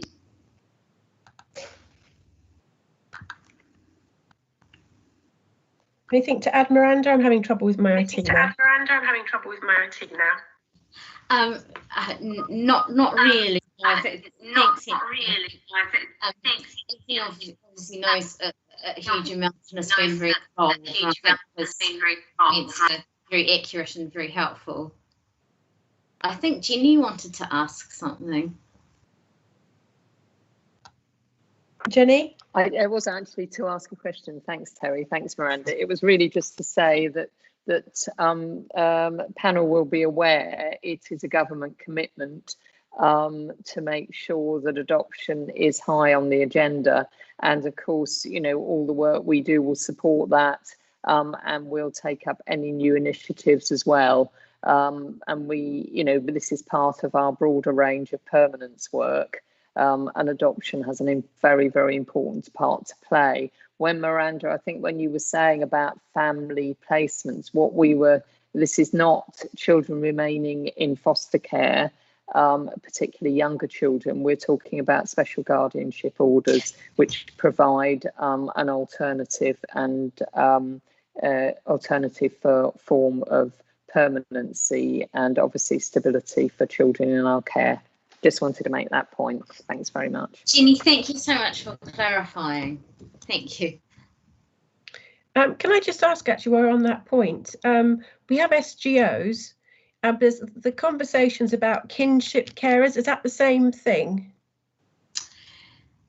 Yes, it is broadly. So there's different arrangements for kinship carers, but an SGO is a more permanent arrangement for kinship care. Does that make sense? Yeah, no, that's all right. I was just wondering. So we do support kinship carers as well. We do, absolutely. Yeah, lovely. Okay, great. Leslie, please. Hi. Just to say that I think it's a very good report, and I'm really pleased to hear about the support that the families get and the help, because I know of several cases of children that have been adopted and have had problems. So it's really good to hear about that. I also wonder about the percentage of the children that go from placement to permanency. How many of those are successful? Oh, the foster to adopt. Yeah. Well, so far, they've all been successful, actually. Yeah, so and we're very pleased to say we haven't had any disruptions in this past year. And the disruptions we've had prior to that haven't been foster to adopt placements, so they have been very successful. It's just supporting people to have the confidence to enter into it, because they want to adopt, and you know, obviously they want the children from the earliest stage, but when things are going through the family court, there is that chance that, you know, it may not end in adoption, and so it's just really sort of supporting them through that. But when we get them through that and they do adopt, they're very successful placements. And the best thing for the child, because often it can be their first place, so that can often end up being their first placement and their only placement, which is, you know, really the best sort of option you could hope for under the circumstances. Yeah, thank you very much. Miranda, lots of comments around I'm receiving in chat around the potential first Mockingbird for adoption. Yes. Are you able to say a bit more around that, how it might develop, or is it still too early days?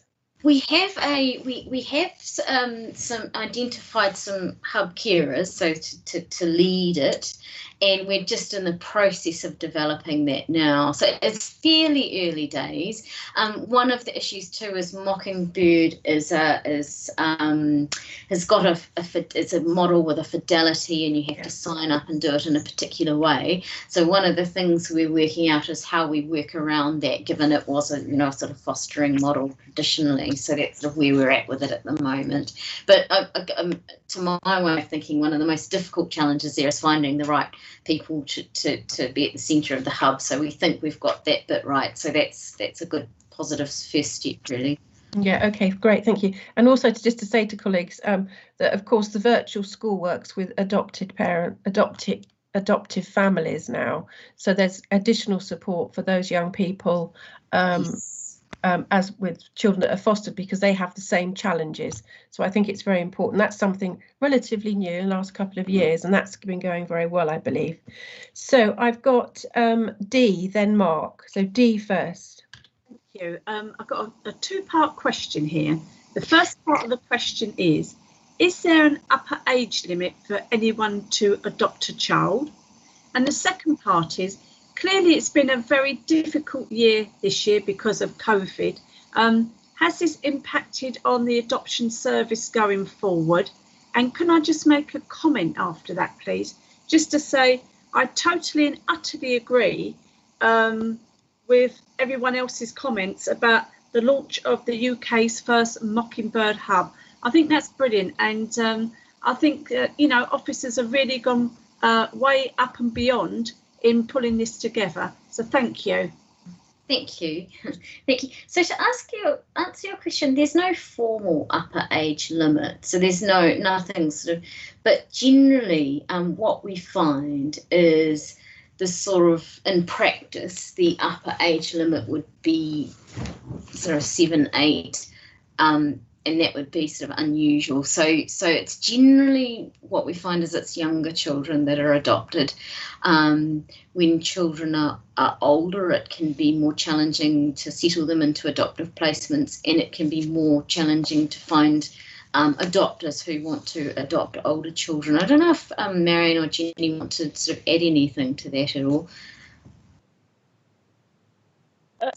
No, not at all. I just wondered, is that the right answer, or were we talking about how old you can be to be an adopter? Oh, sorry, that's a very good point. I'm not sure which one it was. Well, I would take both, actually. I'd be interested to know both. I'm so sorry. I immediately thought about the children. So in terms of adopters, it's the same sort of answer. So there's no prescriptive age. There's no like you can't do it beyond 65 or what have you. The government is very, very pro adoption and wanting us to be quite open about this. So the approach we take is adopters have to have a medical, and as part of the sort of counselling around part of the assessment and sort of counselling process around becoming an adopter, it's all about looking at your lifestyle, levels of energy, your health, the support you've got around you, what family support you've got, what community support you've got. So I think in practice, if anyone was not able to do it for purposes of age, at the very early, at that stage one, remember I talked about the 2 stages of adoption, that would probably, they'd be counselled out of it at that stage 1 stage. But we're fairly open, and again, it's sort of looking at the medical, looking at people's levels of fitness, people's support networks and things. Does that answer your question? Absolutely, thank you. Yeah, I think it boils down to energy, doesn't it? So it's nice being a grandparent so you can hand them back, but got them 24/7. That's another challenge, especially when they're younger. Okay, so Mark, please. Thank you, Terry. Yes, let me say also, as a grandparent, it's lovely having the grandchildren, but it's great to say goodbye to them at the end of the day when you're sort of feeling absolutely exhausted by them. And the idea of adopting a child, well, no, not even possible here.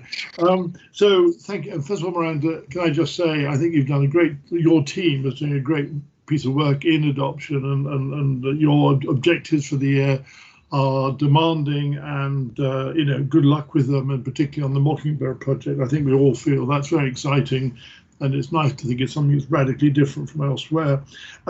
You talked about 2 things that I wanted just to unpick a little bit. One was why the numbers of children going for adoption are being reduced. This seems to be entirely due to the courts. And secondly, you talked about your performance figures and you have reduced the timeframes. And again, the question is how much of what you're trying to do there is impacted on by the court's ability to process. So in other words, how much you masters of your destiny in both of those areas, I guess I would say. So I'd be interested to get your comments on that, please. Sure. Really good questions. In relation to your first question, I mean, it's interesting because it's not just down to the courts, it's also down to the assessment work that's done, you know, when a child comes into care. So when a child first comes into care, there's a fairly intense and rapid period of assessment over roughly sort of 6 months or so.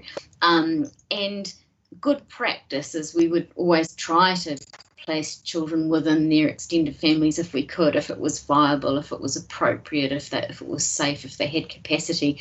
So it's a combination of sort of what that assessment shows you when a child is removed and sort of working towards permanence, and then what the court decide as well. But it's probably fair to say that alongside that, the court will strongly sort of direct that, you know, social workers go and really thoroughly assess families and really sort of try and give it the best chance. So it's a difficult question to answer, really. So it's partly within what we find and the work we do with families and what we think would work best for the child long term, but it's also the court is quite strong in sort of directing things in particular directions. Does that sort of answer your question?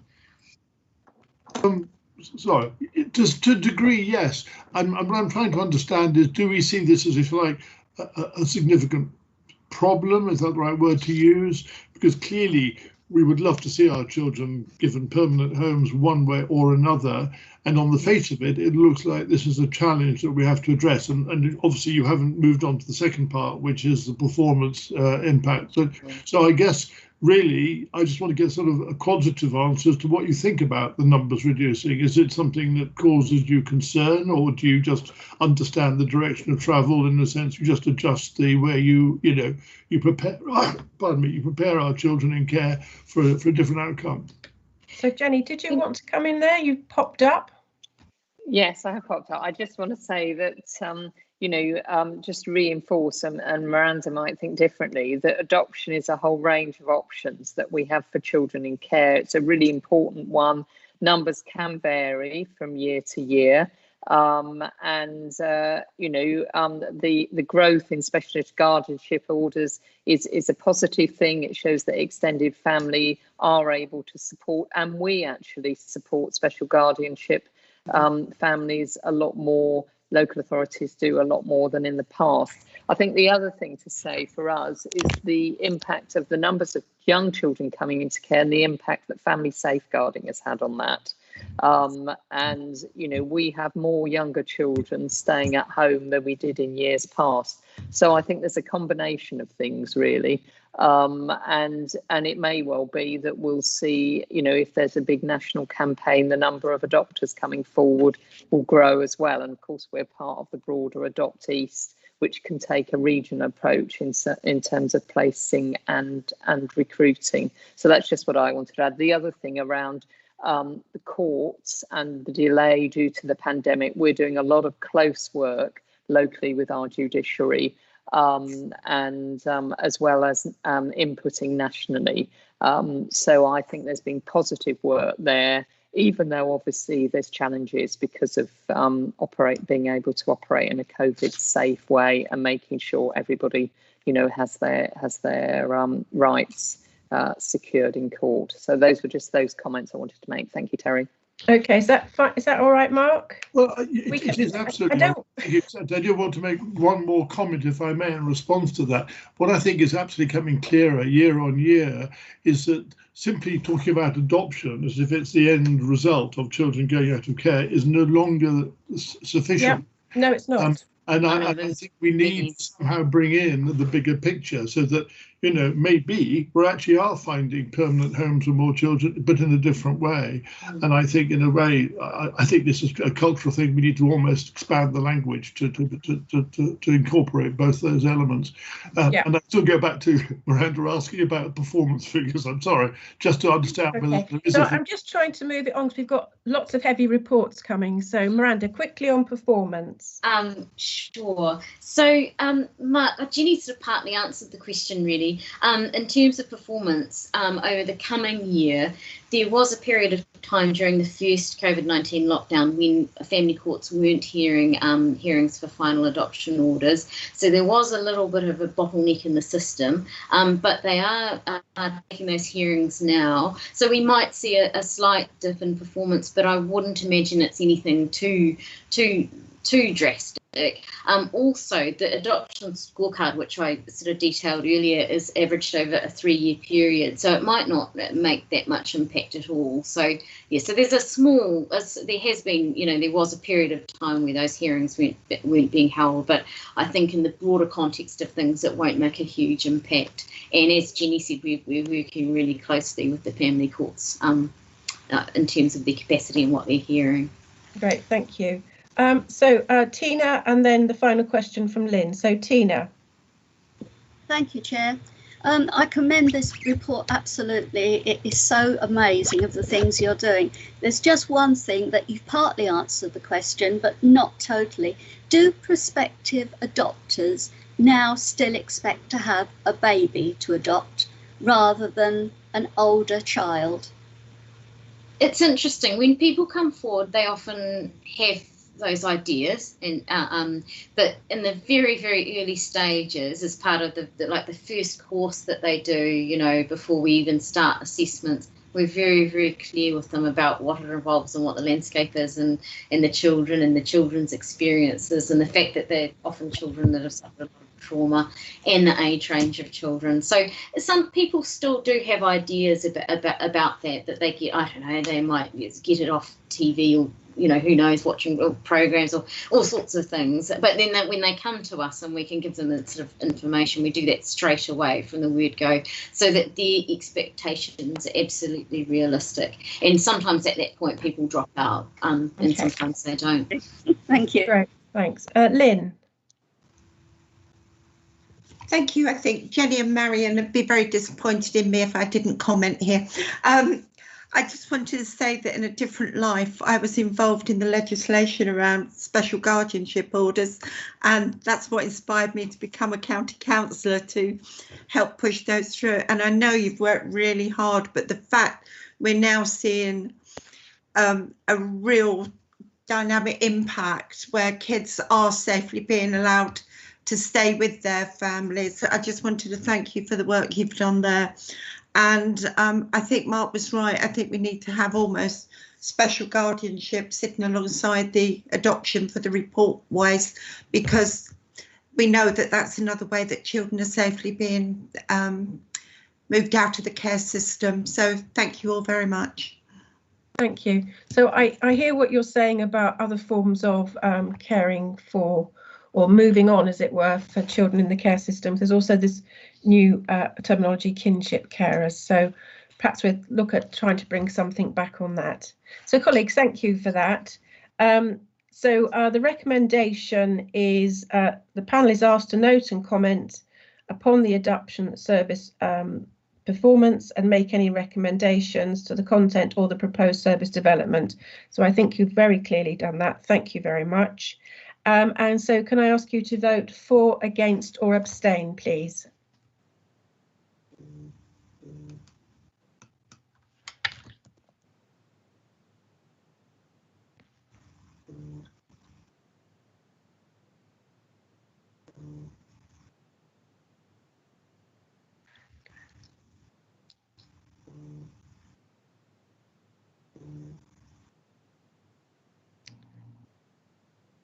Great, thank you. So that's approved. Now, colleagues, I'm going to suggest that we have a 5-minute break, and I mean 5 minutes, as we've got some heavy reports coming in relation to safeguarding, really. So can I say that we will come back and at 11:27, please, if we may. Okay, officers, thank you. So I think you can leave your screens on, but leave your computers on, but just turn your screen off, and then we'll come back. Thank you very much.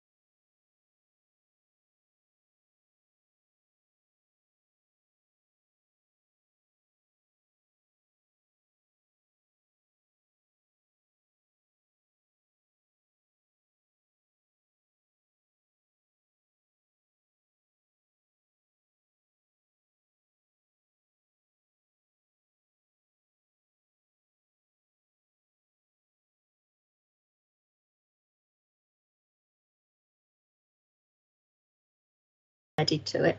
Yes, indeed.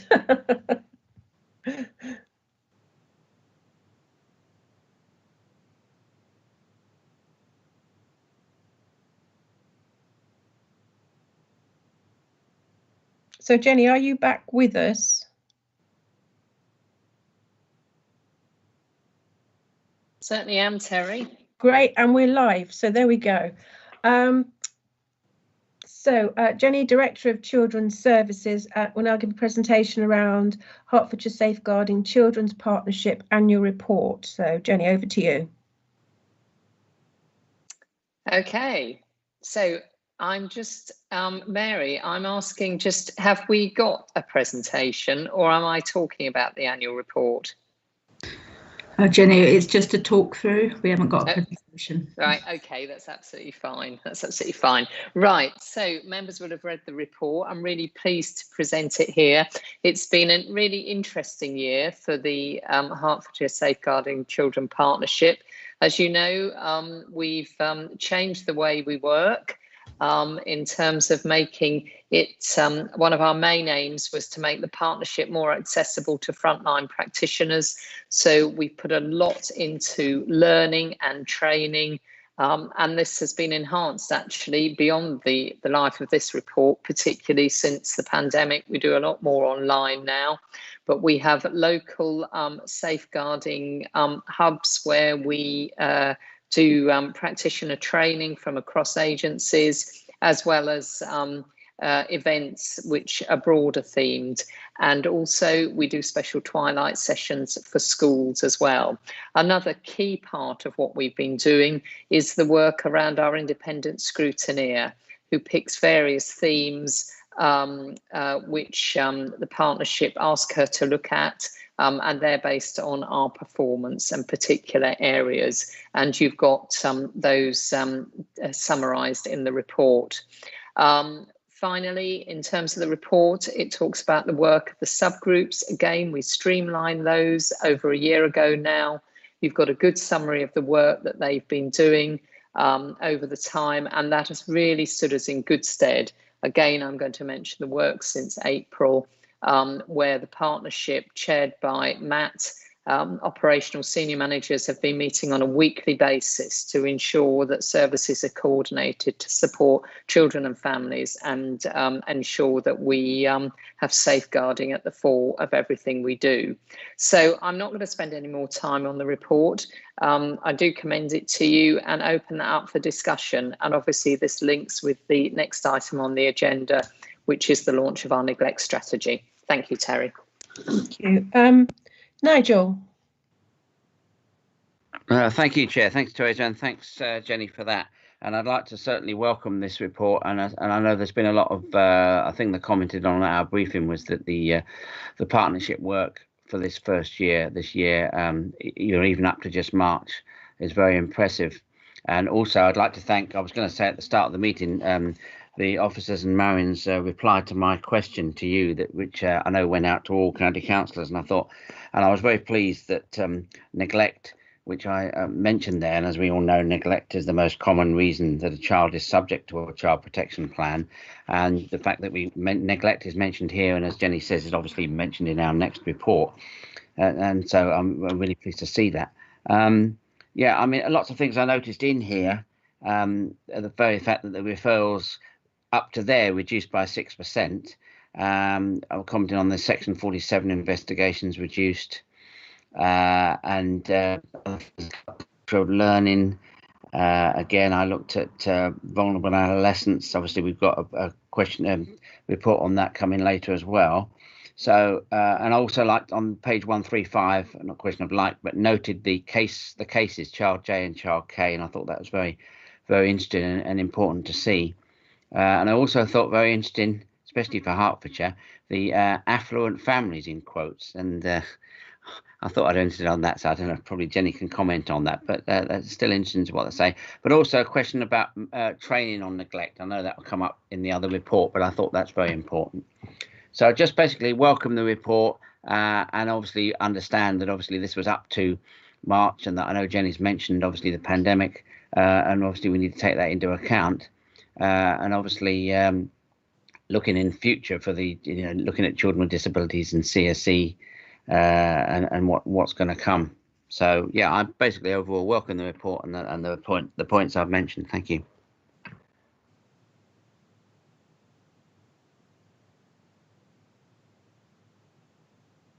Terry, you're on mute. Oh, I'm not. That's interesting. No, you're not now. No, you're Oh, not okay, now. that's interesting. All right, it's got a mind of its own. Yes, just saying that children and young people are obviously the most important thing for everybody sitting on our panel. But I think COVID has highlighted the importance. Well, it has highlighted the issues that we will have for our children and young people going forward following this pandemic. And I think, well, I know that the work of the Safeguarding Board, along with Children's Services and every other partner, it will be important to focus as much as we can on assisting children. And I'm very keen to try and let's say not reprioritise, but ensure that children and young people are prioritised going forward next year as well, particularly in our recovery plans. So, so thank you for your comments, Nigel. Mark. Thank you, Terry. Yes, like Nigel, I absolutely welcome this report. As I said to Jenny in our briefing, if you wanted to understand about child safeguarding in Hertfordshire, this is the document that tells you the full story, and it's a positive story in what is a very challenging area. So congratulations to Matt and the team for what they do, and particularly the enhanced role of the Safeguarding Children's Board. It's moved on quite a journey over the years, and I think this is all very positive with the partnership working. And just picking up the neglect, I was interested. I actually used in mod.gov the search item to find how often in this report the word neglect appeared, and it was something like about 15 times. It was quite a high number anyway. I can't remember the exact number, but there is a theme there, and I'm delighted to see that this is moving into an action document that we're going to discuss in the next item. But just to welcome the report and to thank the team for the excellent work, and the indicators are positive, and of course we're all waiting with bated breath and some concern, obviously, to see whether the effects of the lockdown really will come through in any massively negative way. So far, my understanding is that it's not been as alarming as we had feared it might, but these things may take time to trickle through. But thank you. Yeah. Yes, you're right, Mark. It will take time to trickle through. We're looking at the stats. We're not a lot different to last year at the moment, but I can't believe that will continue. And I'd just like to say that the work that the previous independent chair of the Safeguarding Board, who used to oh gosh, I've forgotten her name now, is really going to be useful going forward on the specific topic reviews that she's leading. Can you remind me of her name, Jenny? I've forgotten. Nikki Pace. Nikki Pace. Sorry, Nikki, yes. If you're listening, I apologise. So Nikki's a really strong tool for Hertfordshire, a real asset, and the reviews that she's been helping lead with the Safeguarding Board are tremendous. So I'm really grateful that she's still on board with us, as it were. So I think we're all waiting, aren't we, for the neglect strategy. So shall we, can I ask panel to note and comment, well, we've commented, so to note this report. All those in favour, please show. Against or abstain.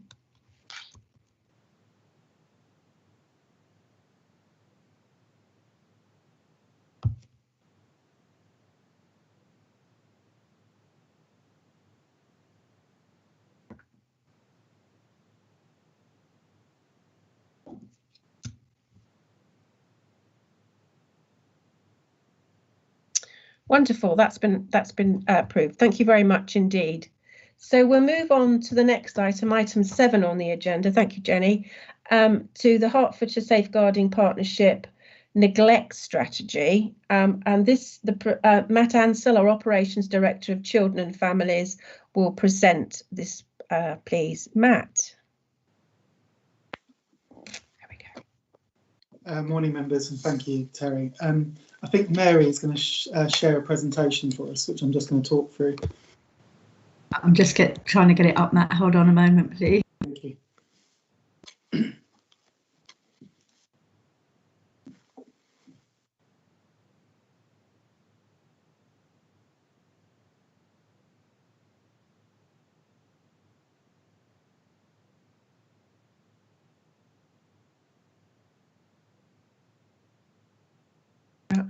Real IT challenges today. I don't think there's enough lines left. Apologies, just give me a moment. I will get this. Okay, I'll start talking while Mary tries to get a presentation up. Yeah. As already been mentioned, the neglect strategy is one of the key priorities of the Hertfordshire Safeguarding Partnership. The exec partnership is made out of the three key agencies: health, police and the local authority. And as Jenny's already mentioned, we have a wider stakeholder group that sits around that executive partnership that's made up of all the other key agencies, such as education, the voluntary sector, probation colleagues, a whole wide range of partnership colleagues that also feed into all the work that's happening by the partnership. And as explained, one of the key priorities for this year, one of the three key priorities, has been around childhood neglect. The other two priorities are around our vulnerable adolescents, which I know Joe Fisher has presented to this panel on, and also our continuous learning. And Jenny's already touched upon some of the things that we've put in place since the new executive partnership's been operating, which have included sort of really reaching out to a whole vast range of staff via learning hubs, the stakeholder engagements that we run, and sort of also engagement sessions with colleagues in schools. And the neglect strategy has really been born out of those discussions from all of the key people in the partnerships, and also from engagement with children and young people and families, and really understanding that neglect is both a national but also a local challenge for us in Hertfordshire. And certainly if we look at the proportion of children on child protection plans that have been registered under a category of neglect, it's approximately half of those children at any given time. And we also see a high representation of issues of neglect when we are entering care proceedings. So when the local authority are having to intervene and remove children, we see neglect as one of the predominant factors in those children as well. So we know it's an area that we want to address head on. And it's an area that we need to for all children. And one of the key parts of the strategy is making sure that we don't just focus on young children. Whilst it's extremely important to tackle neglect at the earliest opportunities, we also wanted to make sure that we really tackled adolescent neglect. And that was one of the partnership's sort of directions for us to work on. No lock on the presentation, Mary. I'll carry on talking. Okay. One of the subgroups of the partnership is called the Practice, Performance and Policy Group, which I chair, and that's made up of a whole broad range of partners. And we've set up a task and finish group, which has been set up to look at how we would take forward the neglect strategy. And we set ourselves 4 objectives that were set by the exec and the wider stakeholder partnership, and those were certainly an ambitious target to eradicate childhood neglect in Hertfordshire. And whilst that is ambitious, we think that's something that the partnership to aim towards for all our children and young people in Hertfordshire. The second objective was really to sit this strategy in an early help and early years agenda. So recognising that the importance of supporting all professionals and our communities to understand the impact of neglect and how that can be best tackled at an early stage, and that we don't want to create a culture of just referring concerns on, but we wanted to create a culture of supporting families, supporting young people, and providing practical tools and ways of recognising and then talking to families about how best to improve outcomes for children and reduce issues of neglect. And as already mentioned, we wanted to make sure that the strategy wasn't focused purely on young children. So it was a strategy that sort of encompassed all children, and particularly looking at how the impact of neglect on older children, so adolescents, and how that sort of coexists with issues of childhood exploitation, educational outcomes of children, and their transition into sort of successful adults. So really important aspects of our work. And then finally, we wanted to make sure that it was something that was recognised in our professional group across the whole spectrum, but also our communities, that neglect doesn't only exist in low-income families, that it's something that can exist for children regardless of financial status of the family that they're being brought up in. Excuse me. And then the final part of the strategy, really fundamental, is to make sure that it's influenced and really directed by the voice of children and young people in Hertfordshire. So we've used a number of already established forums, whether that's the Childhood and Adolescent Youth Council, our Young Carers group, and also our Care Leaver and Children Looked After group, to really inform how we were going to take the strategy forward. So hopefully members will see that from the paper that we have engaged the NSPCC in our work, and so we've joined a partnership with them to really look at how we could benefit from their knowledge and expertise, both in terms of neglect as an issue, but also in terms of how best to market and communicate that with a wide community. And so we've undergone that work with the NSPCC, and they've been working really closely with us in Hertfordshire, and we've come up with a clear campaign that's going to be what we hope to roll out over the next year within Hertfordshire. We're looking to start that off on the 20th of November, which is the World Child Day, as an early sort of communication out to the public, but then really looking to start the campaign early next year, probably around February time.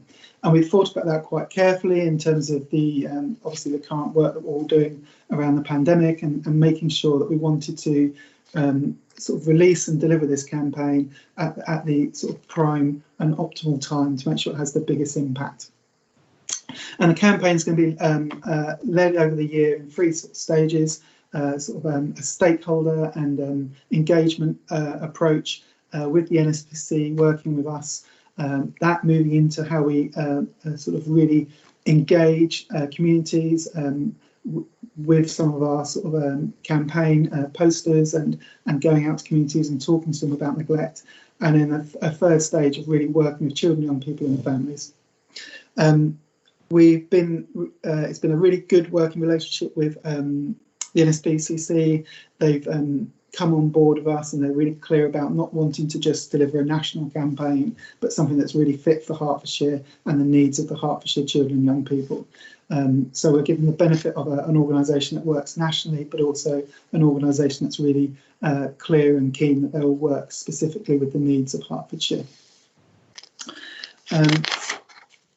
So that's probably all I would want to say at the moment. In terms of the strategy document itself, we're working alongside the campaign work with the NSPCC to pull together quite a short strategy document that we can bring back here for all members to see. But as I've already said, the main purpose and the thrust of this strategy is to really sit the work very much in our sort of early help and early years agenda. It's going to be a significant amount of training and information sharing for all staff at all levels, and also for parents and children and young people to access themselves, which we'll have available on various online platforms. So I'm happy to take any questions, as would be Mary, who's our business manager at the in the Safeguarding Partnership Unit.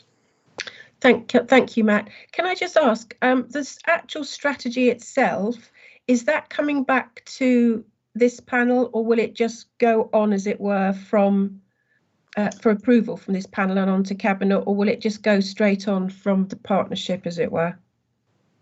I would ask Jenny to confirm, but I thought it was going to come back to here for citing. Okay. Yeah, okay. So that's what I thought. So. I was just reading the recommendations again, because I was actually going to suggest an additional recommendation, which potentially is a bit too soon, in that because this is partnership work, that I would like to see the strategy, when it's developed, actually presented to the strategic leaders and other organisations of the partnership. So it actually goes up to board level with our partners. But I think potentially that's actually for the next phase when we've got the actual strategy here. So I'll hold back that recommendation for now, but I do think it's important that so the NHS, police service, voluntary sector, you know, whoever sits on the partnership, that it goes back up to their board level, all the various CCGs, trusts, etc. So that's great. So thank you very much, Matt, for that presentation. And Mary, if you can circulate that presentation after the meeting, that would be lovely. So we're going to go to Nigel first, followed by Mark. Thank you again, Chair. And again, as we've said, very pleased at the concentration in this meeting on neglect and especially training. As you said there, and an understanding that, as it says here in 160, all children can suffer neglect regardless of social class, culture, special needs, disabilities and age, etc. So, and that's important. Then you've got the three strands there of training and bringing parents in, and obviously interested in the launch on the 20th of November with the NSPCC, and I'm sure you'll keep us updated on that. So again, just supporting this, but supporting this greater emphasis on neglect and what neglect is, and getting that across to everybody, not just professionals. Thank you. Yeah, lovely. Thank you, Nigel. Mark. Thank you, Terry. And yes, just like Nigel, of course, we welcome this. It's an excellent strategy moving forward. Delighted to see the work with the NSPCC. I often wonder, you know, are we sometimes working in parallel universes with these charitable organisations? No, you're shaking your head, but in a sense, to see absolute joined up working is I think, a key point. And there are other charities. The more we bring a common approach, a common voice towards our young people across all the sectors, the better for everybody. So this is a really excellent initiative and well done. Delighted that, of course, the voice of the child is very much at the heart of what we're doing here. It didn't actually, I may have missed it, but I had a quick reread. Obviously, family centres are another key area of getting this information through and out. I didn't see it specifically mentioned. It's not a criticism. I just wanted clarification that it covers the whole remit. I'm sure it does. But yes, absolutely welcome it, and look forward to seeing it as it develops into the final document. Yeah, thank you, Mark. And also, obviously, we take things for granted, don't we? But we don't actually mention schools in this covering. And that was mentioned to me this morning by a colleague, and I said, of course, it's just, you know, obvious. And we just got to remember that for the audience, sometimes we need to actually include everything there. So thank you for that point, Mark. Dee. Thank you. Again, I totally agree with colleagues. Fantastic report. Very easy read, as I call it. My only comment is, I agree with everyone, partnership work, and it is so important about safeguarding children regarding neglect strategy. Could I ask, will you involve housing associations as well? Because I know they've got the eyes and the ears on the ground sometimes, and it's nice to literally, as many people as possible we can pull in with these sort of projects, the better. Thank you. So, Matt, would you like to comment about that? Yes, of course. So yeah, just going back to the previous point as well. So yeah, 100% family centres and schools have been fully involved with this piece of work, and will be going forward, as are the housing and the districts. So we've got all the key partners around the table, and we intend to sort of continue to engage all those people and really work together, because we're not going to be able to meet our sort of goal of eradicate neglect for children and young people in Hertfordshire as a single agency. It has to be something that's done as a sort of partnership approach with all the key people involved. And I completely agree, housing associations are people that have eyes and ears on families in the communities, and sort of some key people that, if we can get some sort of key messages around neglect can really help with some of this work. So yes. So Mark, the work with the housing associations, I'm assuming that would go through the districts. Yes. Mostly. So that's that strand of work, as it were. Yeah. Okay. Thank you. So can I just make one more point? Yeah. Remiss of me, I missed out, was that and the point I didn't mention was the way we're going to sort of monitor and test this strategy is by using our outcome bees. I know that's in the report. I just wanted to say it formally that we're setting up a clear framework for sort of identifying, testing, and making sure that this strategy is having the impact we want it to. So we've developed that sort of framework with the NSPCC. Lovely, great, thank you, Jenny. I was just going to reaffirm around the different partners, and that the districts, the providers of family centres, and the voluntary sector and education settings are participating partners in the partnership. They are part of it. They're not something that the partnership goes out to. They're fully represented across the partnership. Okay, thank you. Okay, so I think that's a really good piece of work. Can I just ask, when do we expect the strategy to get it into our forward work programme? Just check with Mary, but I think we were planning on having that towards the end of the year, but certainly available for January. Okay. Yeah. So our next panel isn't actually until February, early February. Would you have needed it approved before then? No, we can bring it to that panel. Okay. It's actually 2nd of February, so that, given the time we've got to get papers in, that works quite well, doesn't it, really? Okay. Yeah. So next panel will be the actual strategy, which works quite nicely. Okay. So colleagues, you have the recommendations before you, recommendations 1 and 2. I won't read them out. But could I ask you to indicate for, against, or abstain, please?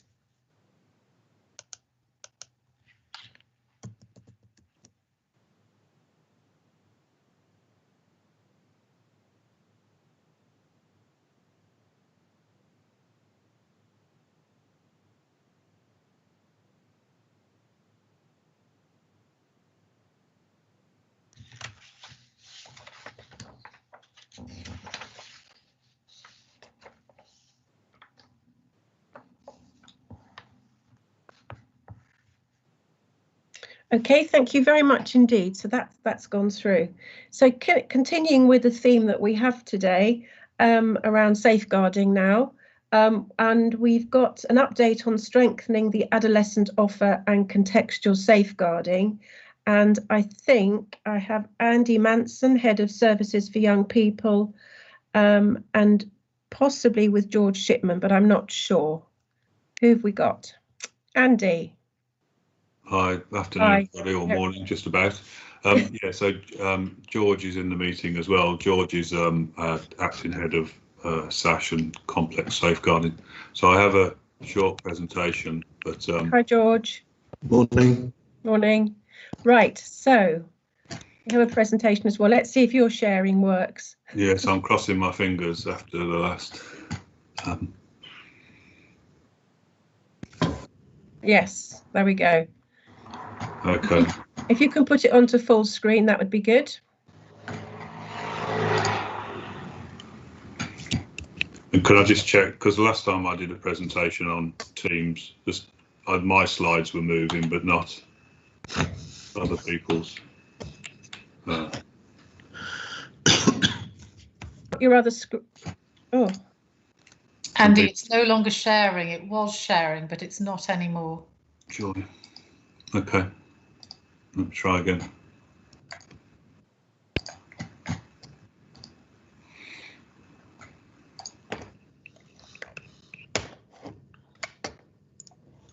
That's it. People see that? Yeah, brilliant. Yeah, another slide's moving. Yeah. Yeah. Yep. Thank you.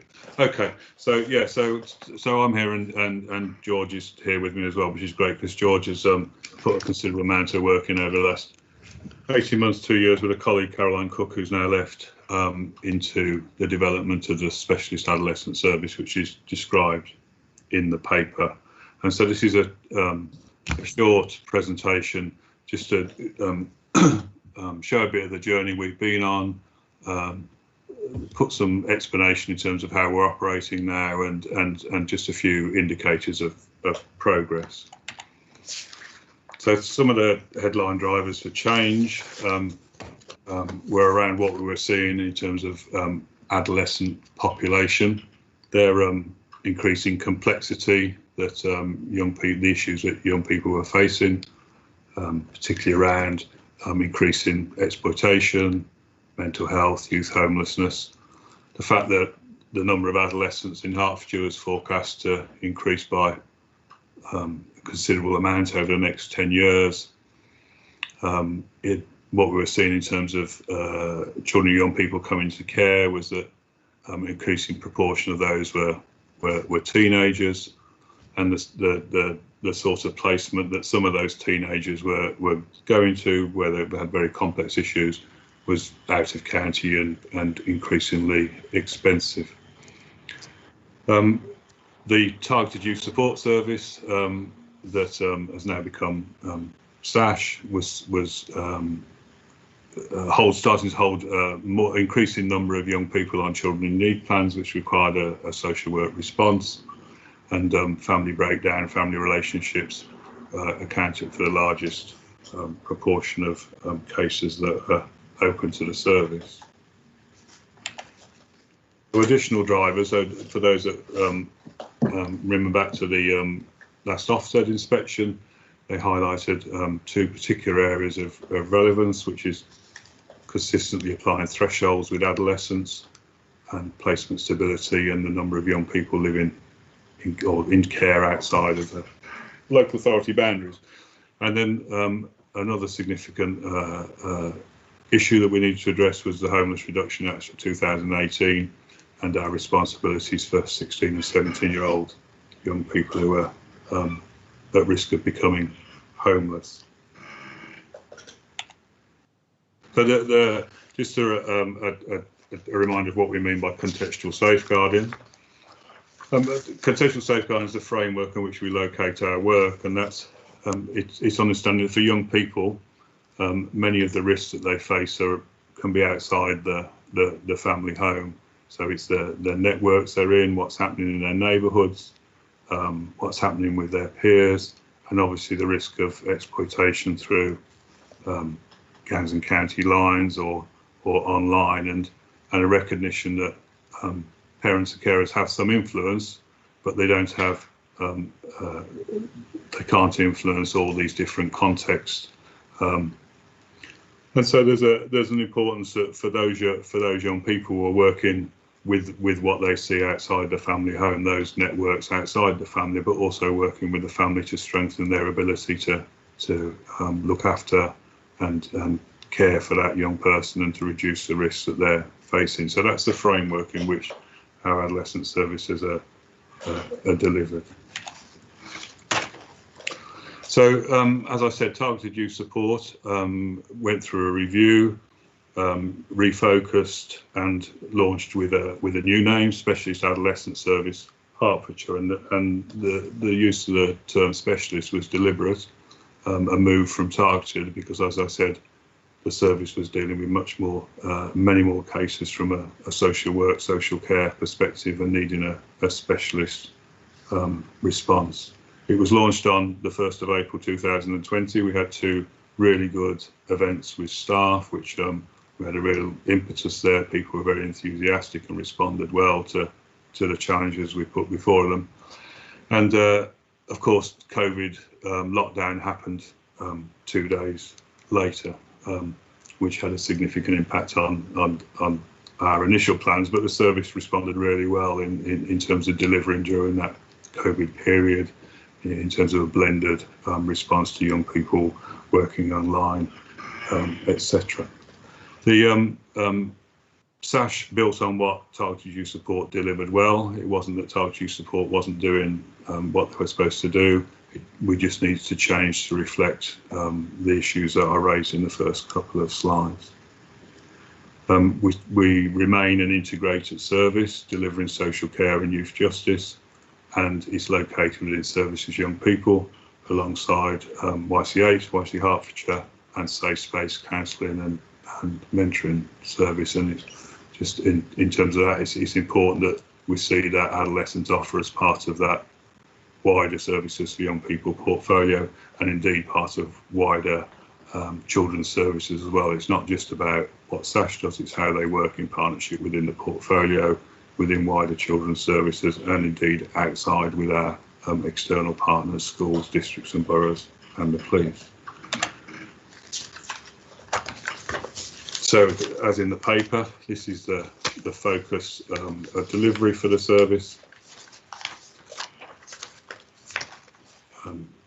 11 to 17, young people where families are at the edge of care. That's where there's a risk of family breakdown, and that those young people will not be able to live safely with their family, or the family don't want them to live with them. So there's how can we reduce that risk? How can we get the family to feel confident about looking after their son or daughter?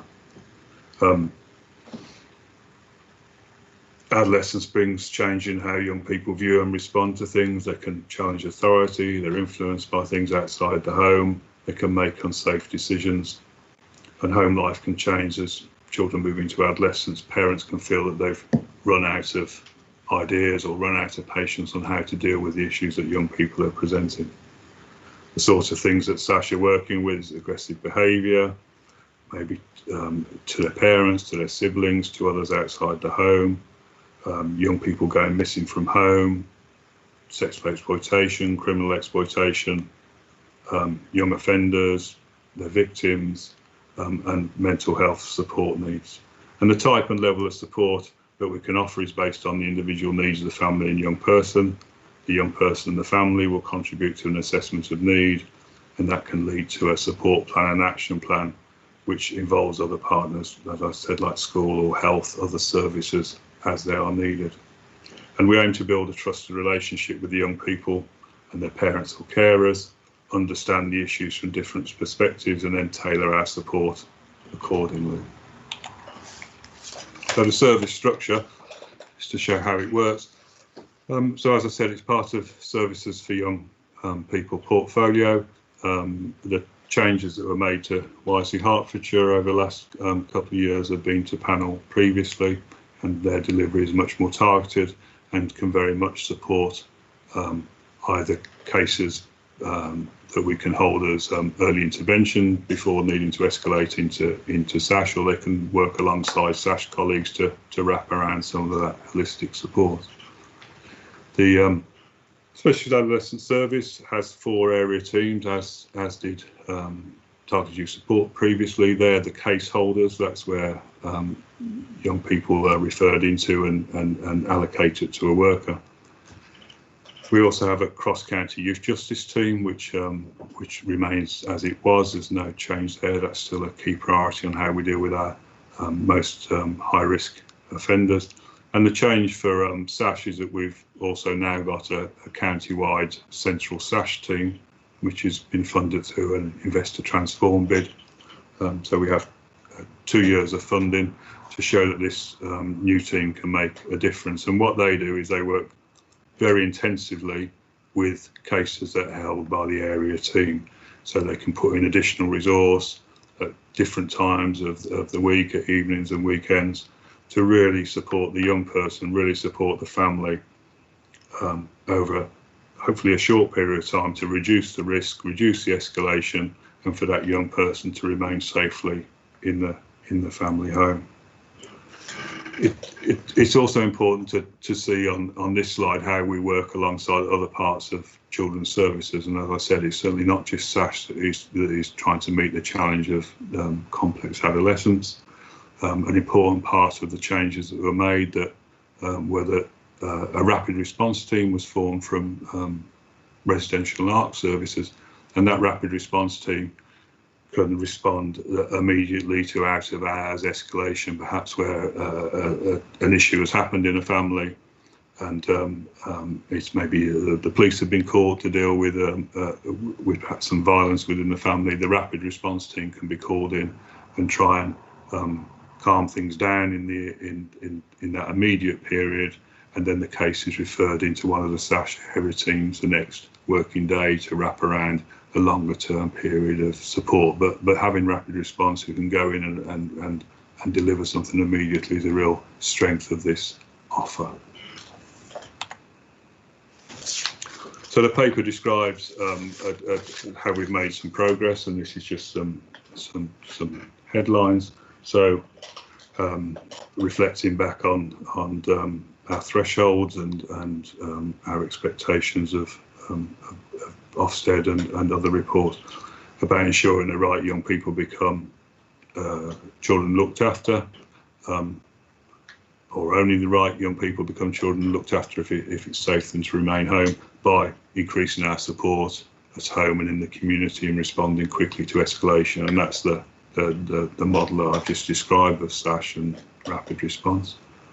We've implemented a new continuum of support for adolescents, which describes the interventions available through YC Hertfordshire and through SASH, so that we can ensure that the young people are referred to the right part of the service. We've established a 16, 17-year-old homeless team, or I should say prevention of homelessness team, that works alongside Hertfordshire Homeless.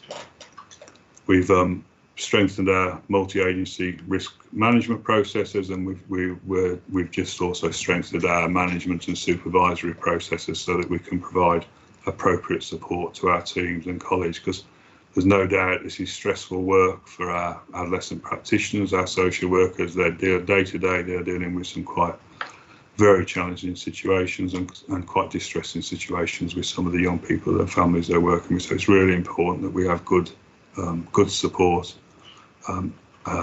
in place through our management processes.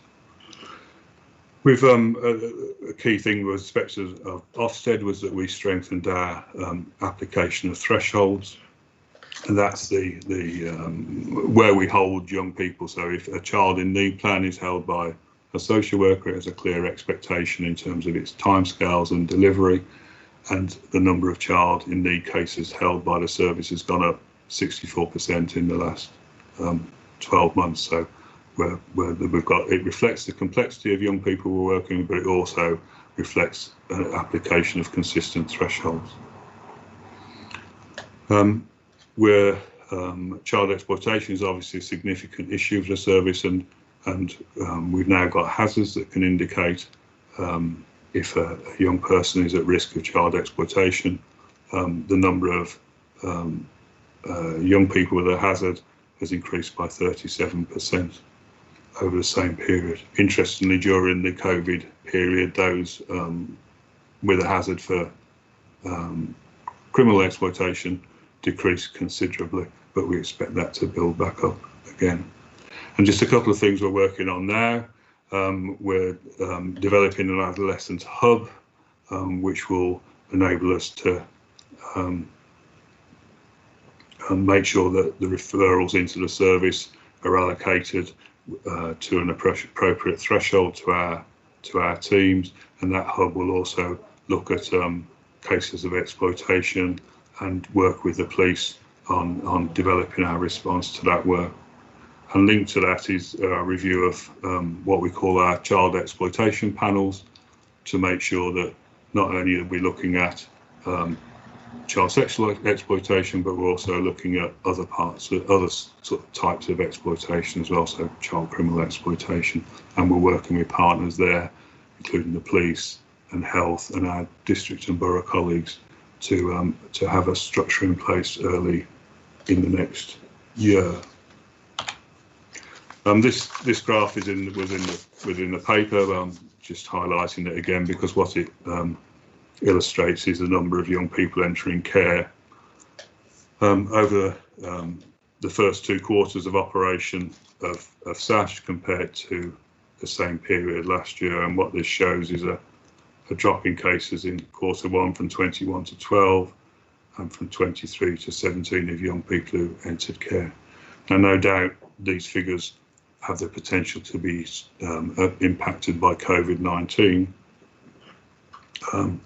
but if the trend continues, then that's a good result, because we're managing young people within their community, and if the trend continues, we'll see a reduction in costs for young people who are looked after.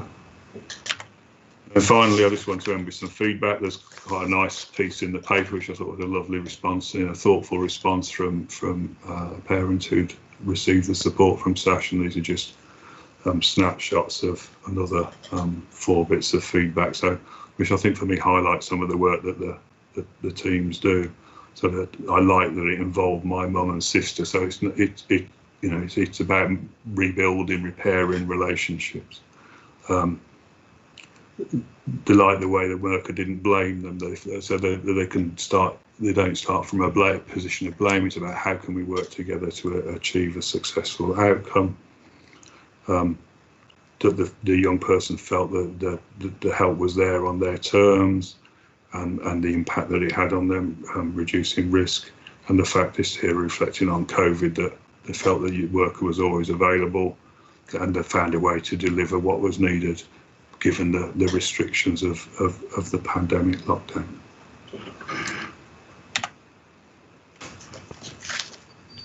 So the end of the presentation. Thank you very much. Ooh.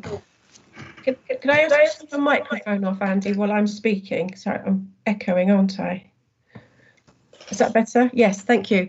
Yeah, IT's not good today, so thank you very much for that. And can I say thank you to all your teams as well for responding so well to a need, and quickly actually, to a need that we found being established in the county. I'm really heartened that COVID didn't stop us from developing the new system, and I think that's really gives an insight into how committed the youth teams are. So can you please take that back to your teams from me particularly? And I'm really, that performance at the moment is looking really good. So we'll just see how it goes. So thank you. So let's go. I've got Nigel, Lynn, Dee and Mark. Yeah, thank you, Chair, and thanks for the presentation, Andy. And yeah, I noticed, can I start off by saying, yeah, I note what he says about obviously our social workers do have some very, very difficult situations, especially with the teenage situation. But also, I just need to, and also I noticed on page 167, the ARC Rapid Response Unit, that's and the possible bed available. But what's interesting to me is obviously, and I think key, is you've got these 4 hubs or 4 areas now. Us as county councillors, and obviously we have district councillors and parents often coming to us where they know there are very difficult situations suddenly happening very quickly. Can we be assured that whatever area we're in, whether it is the north, whether it's Welling, whether it's us in Watford or wherever, of these now just 4 areas, that a rapid response, would get to whatever, family we're talking to, whether it's in somewhere in Hemel or whether it's up in the north or Herts? Are we sure that that rapid response unit it won't matter where they are, if you like, in the county? I also note that the example you quoted was very good, and I was going to say that at page 175.3 that was very good and heartening. And also finally at page 17157, the decrease in out of county placements, even if it was just short term, I don't know, but that's obviously very good. But I would like to know about obviously this with the changes. We won't go back over arguments, but with the changes now we've just got the 4. Can we be guaranteed about that children or teenagers would be helped no matter where they are? Thank you. Okay, so thank you. So who's going to answer that, Andy or George? I'll answer that one.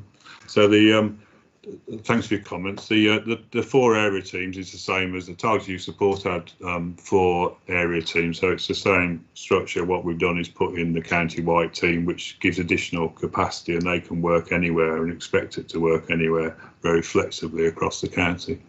And the same for the rapid response team as well. So if referrals come in through customer service centre or through out of hours, then those services are contacted and they're directed to work anywhere in the county. So I would expect it very much to have the same service in Hemel as it would in Stevenage. And just a note on your comment around out of county placements. That's another reflection of a wider response of children's services and colleagues in residential services looking to source placements in the county rather than out of county. So it's very much a collective way of working and SASH working with our colleagues who are delivering that part of the work within children's services. Okay, thank you. Sorry, Therese, can I come back on that? Yeah, sure. Yeah, can I thank Andy on that, on the last point, and obviously on the question of out of hours or the help across the county, and he's saying same in Hemel and Stevenage, and obviously we can I'll take that back to colleagues and obviously residents, and obviously we'll monitor, but that's obviously good to hear. Thank you. Good, and obviously we're monitoring it the whole time, so that's an important part of this. Lynn. Thank you, Chair. Andy, I think you've sort of half answered some of mine, but I was thinking particularly of those young people who are from perhaps the 11 upwards rather than the higher end. And I wondered, did we have much of an increase in that age group during COVID? And the reason I ask is that so many of our young people, it's the peer group pressure that comes through. I mean, I think we know that's probably the worst bit. But a lot of our young people at the lower end of that age group had to be left alone during the lockdown when many low-paid key workers who are often on shifts had to go out to work, and therefore we had them left at home on their own. We also had young people who hate school, suddenly missing school dreadfully, and that caused them mental health problems. So I suppose what I'm asking is, was there an age group that perhaps COVID impacted more than others? I'm pleased what you said about the decrease in criminal damage, although from probably more councillors as well. We've heard of a lot more since the shops opened and now they're locked down again, but it's mainly the mental health issues that leads to violence or being subjected to peer pressure because they've been left at home, and the less savoury, and particularly around the sexual incitement and everything, has that increased, if that makes sense. Thank you. Okay, Andy, you able to respond? I'm going to ask George if he could give an indication of easy one to you, his knowledge. Yeah, no problem. So on the age group, we haven't noticed any particular age group over the pandemic increase suddenly. As a guide of what we deal with mostly, so probably 14, 15, 16-year-olds make up the largest cohort of the young people that we're working with. We do have some younger ones as young as 11, but they are still quite rare. And I guess that the additional support that was made either virtually or through visits when schools were closed was increased by the service, and as more professionals have come on and things have changed during the pandemic, we've changed our approach. But as general, the main bulk of the age group are that 14, 15, 16-year-olds that we're supporting. I guess Andy's point was around child criminal exploitation, so particularly young people that might have concerns that they were either at risk of or being involved within gangs. I guess we saw a reduction in concerns reporting to that. We know from our involvement with national projects that is something that was found up and down the country, but we think it's more about those groups, gangs, becoming smarter, going more away from our communities and doing things differently within homes and using young people in a different way. So although there may have been a reduction, and in many areas police have used it as an opportunity to target some of these groups, actually we think there'll be a group of young people that will gradually become more aware to us as things have changed, with schools becoming open and having more contact with professionals. Okay. Thanks, George. It was sort of the cuckooing I was also thinking about. So thank you for that. Great, thank you. Dee. Thank you. Mine's just a quick comment, to be honest. I'm glad to see and read this report, naturally, but I'd also like to say a huge thank you as well to also the area managers of the YC teams that are on the ground. They're dealing with this firsthand, and they're picking up the important problems first. The area I represent is on the border of London, so my area is rather challenging at times, I hasten to add, but it includes the exploitation, the gangs and the county lines issues. But you know, we're working brilliantly. We've got a multi-team agency there on the ground, and it's made a huge difference. So thank you very much, and I hope you pass my thanks on to all the teams concerned. Thank you. Thanks, Dee. Mark. Thank you, Terry. Yes, and of course, we welcome this as well. This is an excellent report, and thank you so much for it. A couple of questions. First of all, the Central SASH team, which has been funded by the ITT budget. What happens after 2 years? Is the intention that it works its way out of a job somehow, or is it that SASH will end up saving sufficient money elsewhere to fund a central operation? I just wanted clarity on that. Particularly interested in the homeless, risk of homelessness to this group of young people. It's a major area of focus in Watford, so I'm wondering how closely you're working with the districts in terms of getting a joined up policy, and more an observation than anything, but in my own division, we've had some areas of ASB with young people that would fit the category of these people that you're addressing. And I have to say, I've not heard either the police or the ASB team in Watford specifically mention reference to YTS or SASH as it now would be. So I'm just intrigued to know how closely that is being kept in, you know, that you're making yourselves available and making sure that your resources are being applied when situations start to develop. This is a group that are into drug taking, into ASB behaviour. They're just becoming a pain, a significant pain to the community that they live in. And it would be good to see SASH playing a role in that. Thank you. Andy? Or do you want George? No, I was just I'm just writing down the list of questions from Mark, always varied. So I'll answer Central SASH and a bit about ASB, and then George can do homeless and maybe say something about the ASB issue as well. So in terms of Central SASH and its funding, then yes, it's 2 years funding. I would like to be able to make the case that, before the end of the 2 years that we're actually reducing the spend that the local authority is having to spend on accommodating young people. And potentially to other partners as well, in terms of perhaps reducing health needs and acquire funding for a more permanent team, if we can show that we're making a success of it.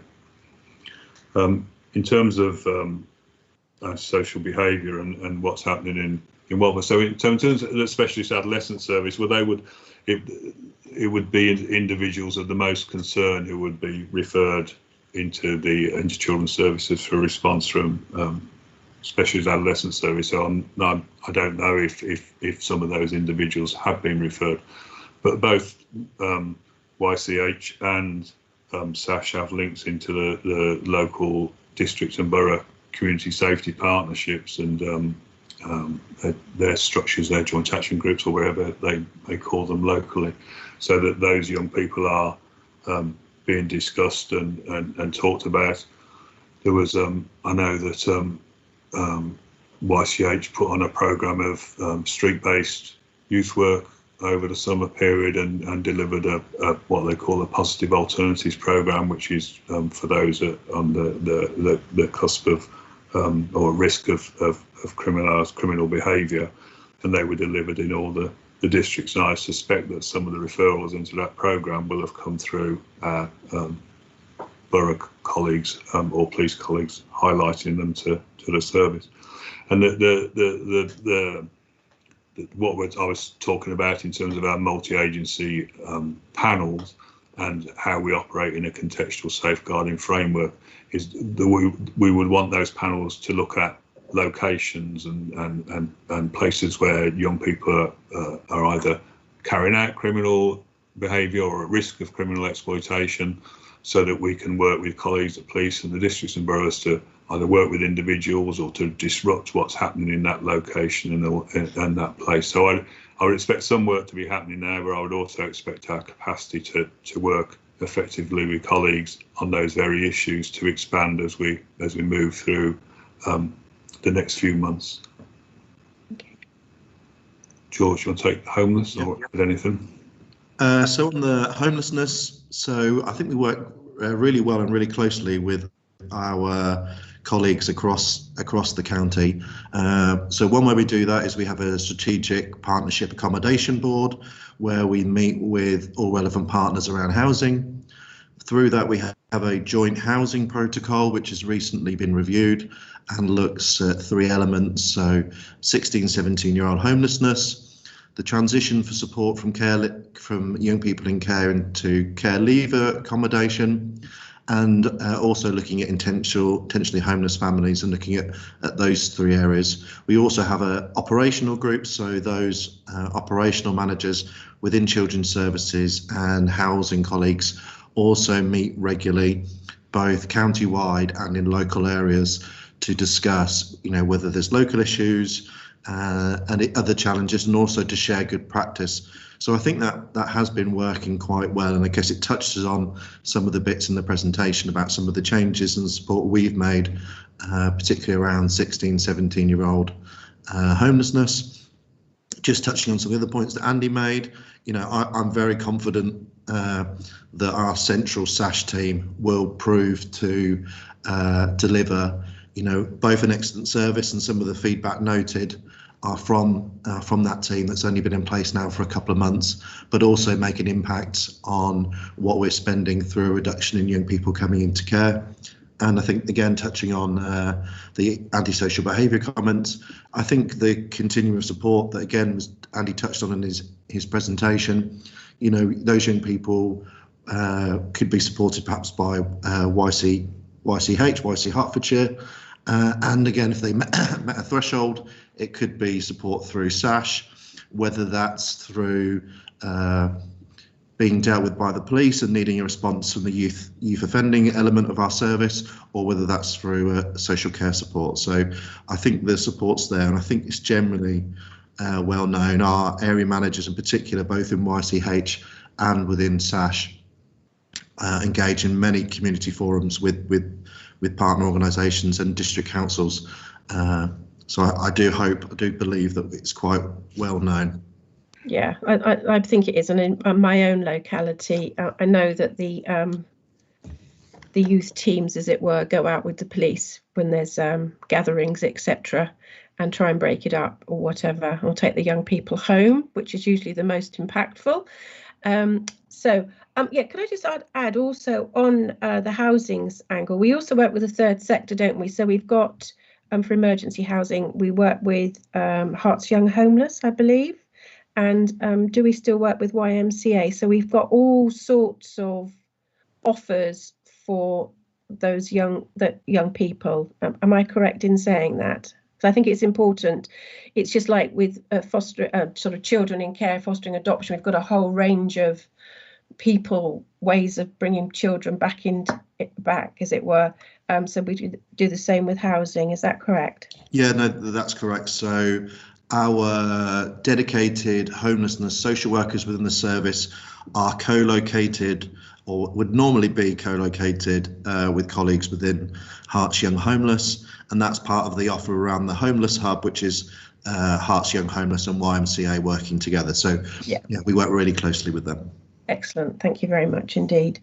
Okay, so I think we've done that one. So thank you very much for that report. I think it's always useful to reflect on what services we're delivering on the ground for members. It's really useful.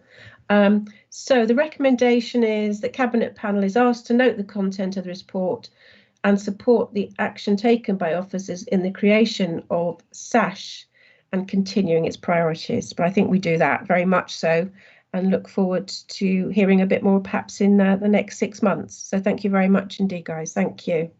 Could I ask colleagues to vote for, against, or abstain?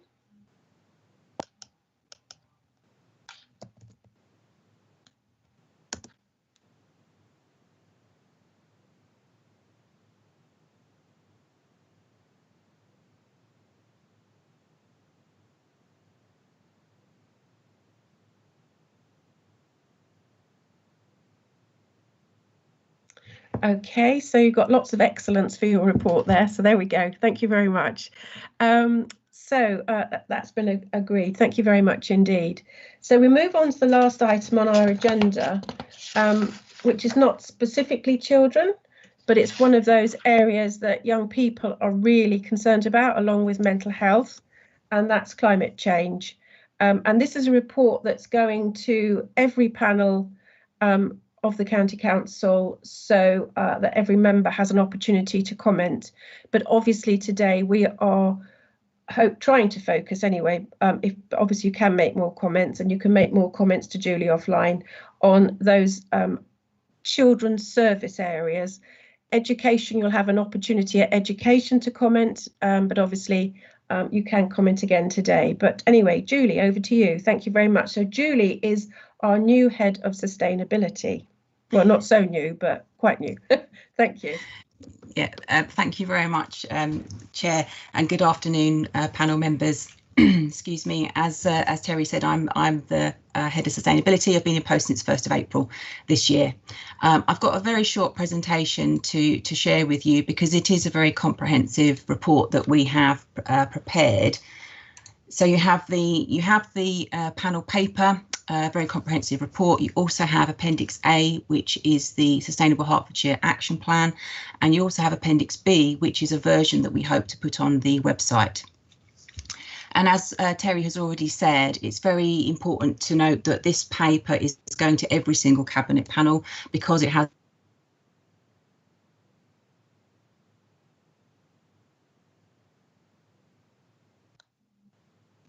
So Julie, I've lost your sound. I don't know if everybody else has. Oh, hello. Hello, I can hear you now. Can everybody hear? Yes. Now. Okay, Yes. can Yes. now. Thank you. Yes. Yeah. So if you want to turn your camera off, Julie, see if we can. Yep.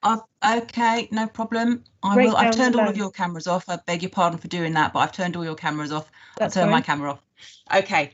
Right, so just a very brief background then. As you're fully aware, the County Council declared a climate emergency back in July last year, alongside the unveiling of the new corporate plan, with the wish to deliver a cleaner, greener and more environmentally sustainable county.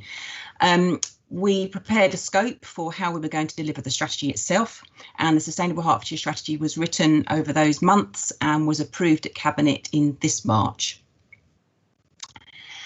Following the approval of the strategy itself, work then began on the action plan, which was to support that strategy. And I have to say that straight away after Cabinet, we had COVID lockdown, and all service areas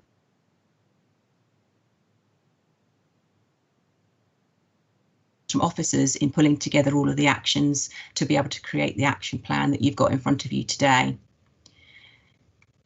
Similarly to the strategy, the action plan is split out into the 3 levels of influence. So leading in terms of us leading by example, so making sure that all of our operations are being done in a more sustainable way.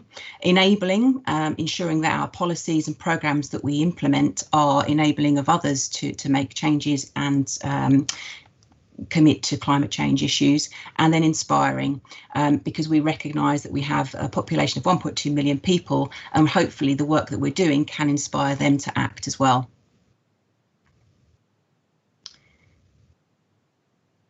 So in order to deliver on the strategy, we did have to create a fairly ambitious action plan, which you've got in front of you today.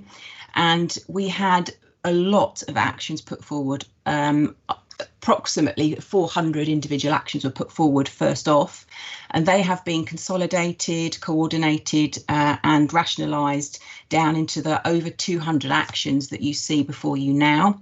They're split up into quick wins, key works programs, future work programs and business as usual. And that's in order to make sure we give a full picture of the work that's ongoing already, the work we want to do over the next 1 to 5 years, and then key programs moving further forward.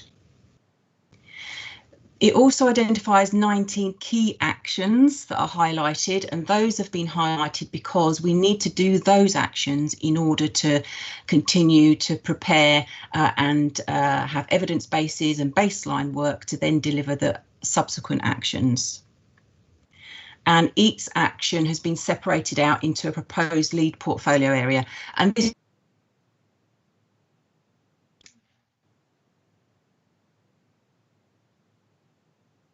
to that portfolio, but that doesn't mean that there aren't lots of actions that are relevant to children and young people and also education.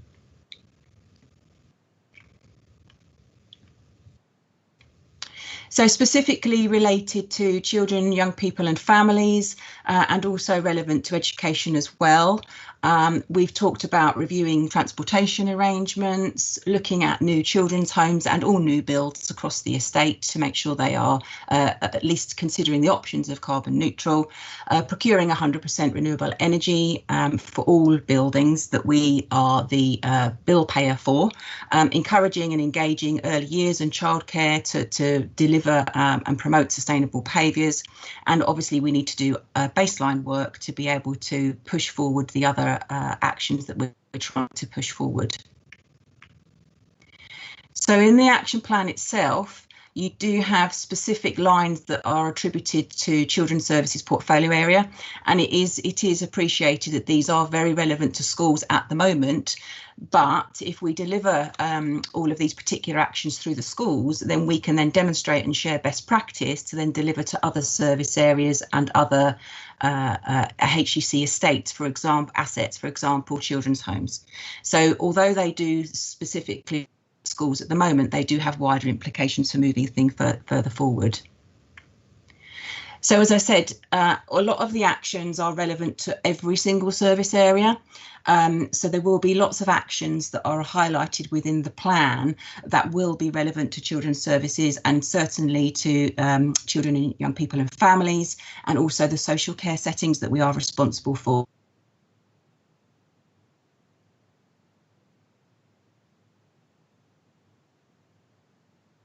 Looking at procurement, looking at our fleet arrangements, trying to deliver biodiversity in our own assets, making sure everybody's being more smart in the way that they work, looking at our communication strategies and engaging with all of our service deliverers and service users, making sure that any planning applications that we're responsible for, so HCC as a developer, the County Council's own development, making sure that they are considering climate change and sustainability issues, undertaking risk assessments so that we can make sure our services are adapting to future weather, for example, looking at opportunities for renewable energy, making sure we pursue heating electrification, which means that then we can switch to renewables, and obviously linked with communication, it's also about education and awareness. So there are lots and lots of actions in the action plan, although not specifically attributed to children, young people and families, will have a direct impact, and we will need staff to work on those areas as well.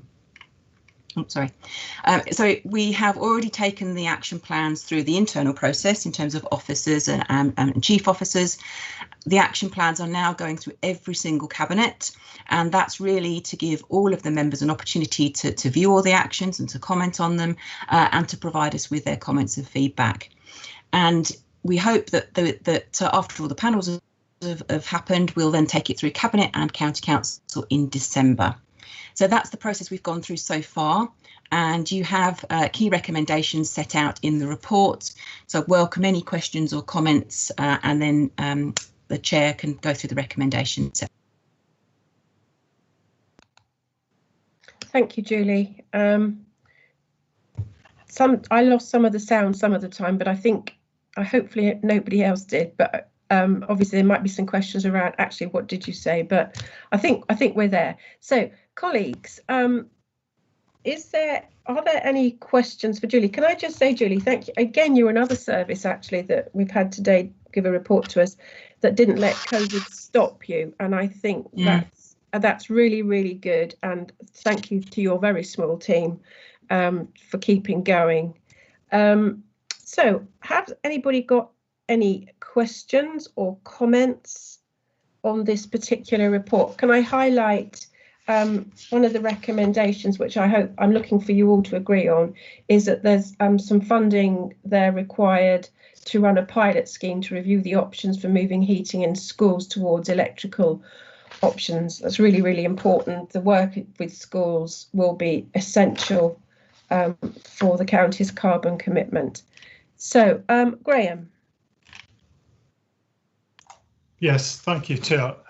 Just want to say thank you to Julie for, she mentioned she embarked upon this journey in April, and she's come a really long way to get as far as she had, and it's very comprehensive, the plan that's mapped out, and it's contributions from every portfolio holder or panel that we now have to make this happen for 2030, for 2050.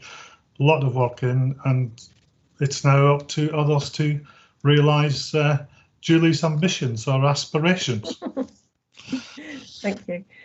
It's the council's aspirations as well. So Mark is saying he's fully supportive of the tenure of the report and specific recommendations for children's services, which is great. Thank you, Mark. And Nigel, you have a comment. Yeah, thank you, Chair, and thank again for Julie's report. Yes, I'm sure it's not just Julie's aspirations, but we all support them. That's very good. But no, the key thing is obviously, as we've said, that it's mainly the estate and the buildings that it affects children's services. But that obviously we should always note and try to make available for our young people to be able to comment on the report and any comments they want on this policy, which is so important for our young people in the future. They'll be around longer than I'll be. That if there's a way that we can make sure that our young people, can make a comment and that can be taken on. So, Julie, can you comment about engagement specifically with young people and what they've done so far? Yes, absolutely. And obviously, I thank you for your comment about us continuing in spite of COVID. We did try and do lots behind the scenes, but unfortunately we couldn't do the external engagement that we really, really wanted to. The original hope was that once the strategy had been approved at Cabinet in March, we would then start to engage with lots and lots of different people across Hertfordshire, and obviously that couldn't happen. We still want to do that. We have a very comprehensive communications plan that has been written, and we do now have specific Sustainable Hertfordshire web pages, which we're really pleased about. We have engaged young people via YC Hearts, and we have the video that was made and was shown to Hertfordshire Forward Conference that's been shared with the members of this panel. That will also be put on our own web pages. It's sitting on the Hertfordshire Forward pages at the moment, but that will also be put on our pages.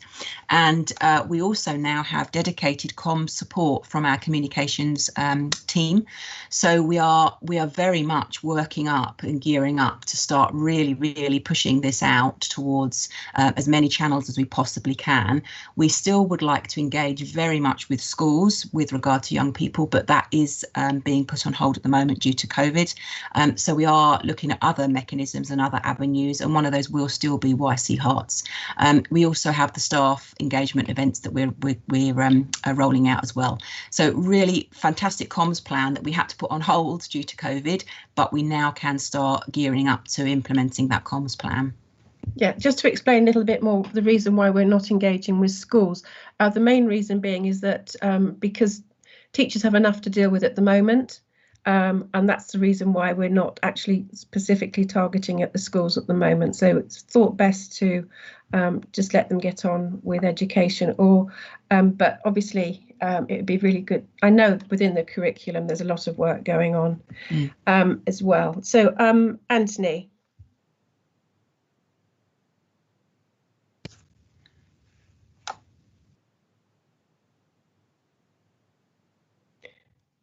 We can't hear you, Anthony, so do you want to type your comment again?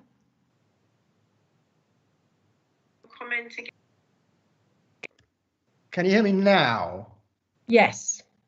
Right, okay, just a brief comment. I hear what you say in terms of schools being understandably very preoccupied, and I'm sure it's right not to bombard them at this present time, but very much hope that that's something that can be worked up and be ready to go once schools have a degree of release. Absolutely, indeed. And I just saw on a news flash that there's no actual written exams next summer. I just saw on a news flash that there's no actual written exams next summer. So I'm repeating myself, but there might be potential there. So there's a way in, isn't there? Repeating myself, but there might be potential there. So there's a way in, isn't there? Okay. Great. So there are no more comments. So thank you, colleagues. Thank you, Julie. So we have the recommendations which are set out in 3.1, item 9. It's paragraphs 3.1 and 3.2. Can we take those on block? All those in favour, please, or against or abstain, please vote.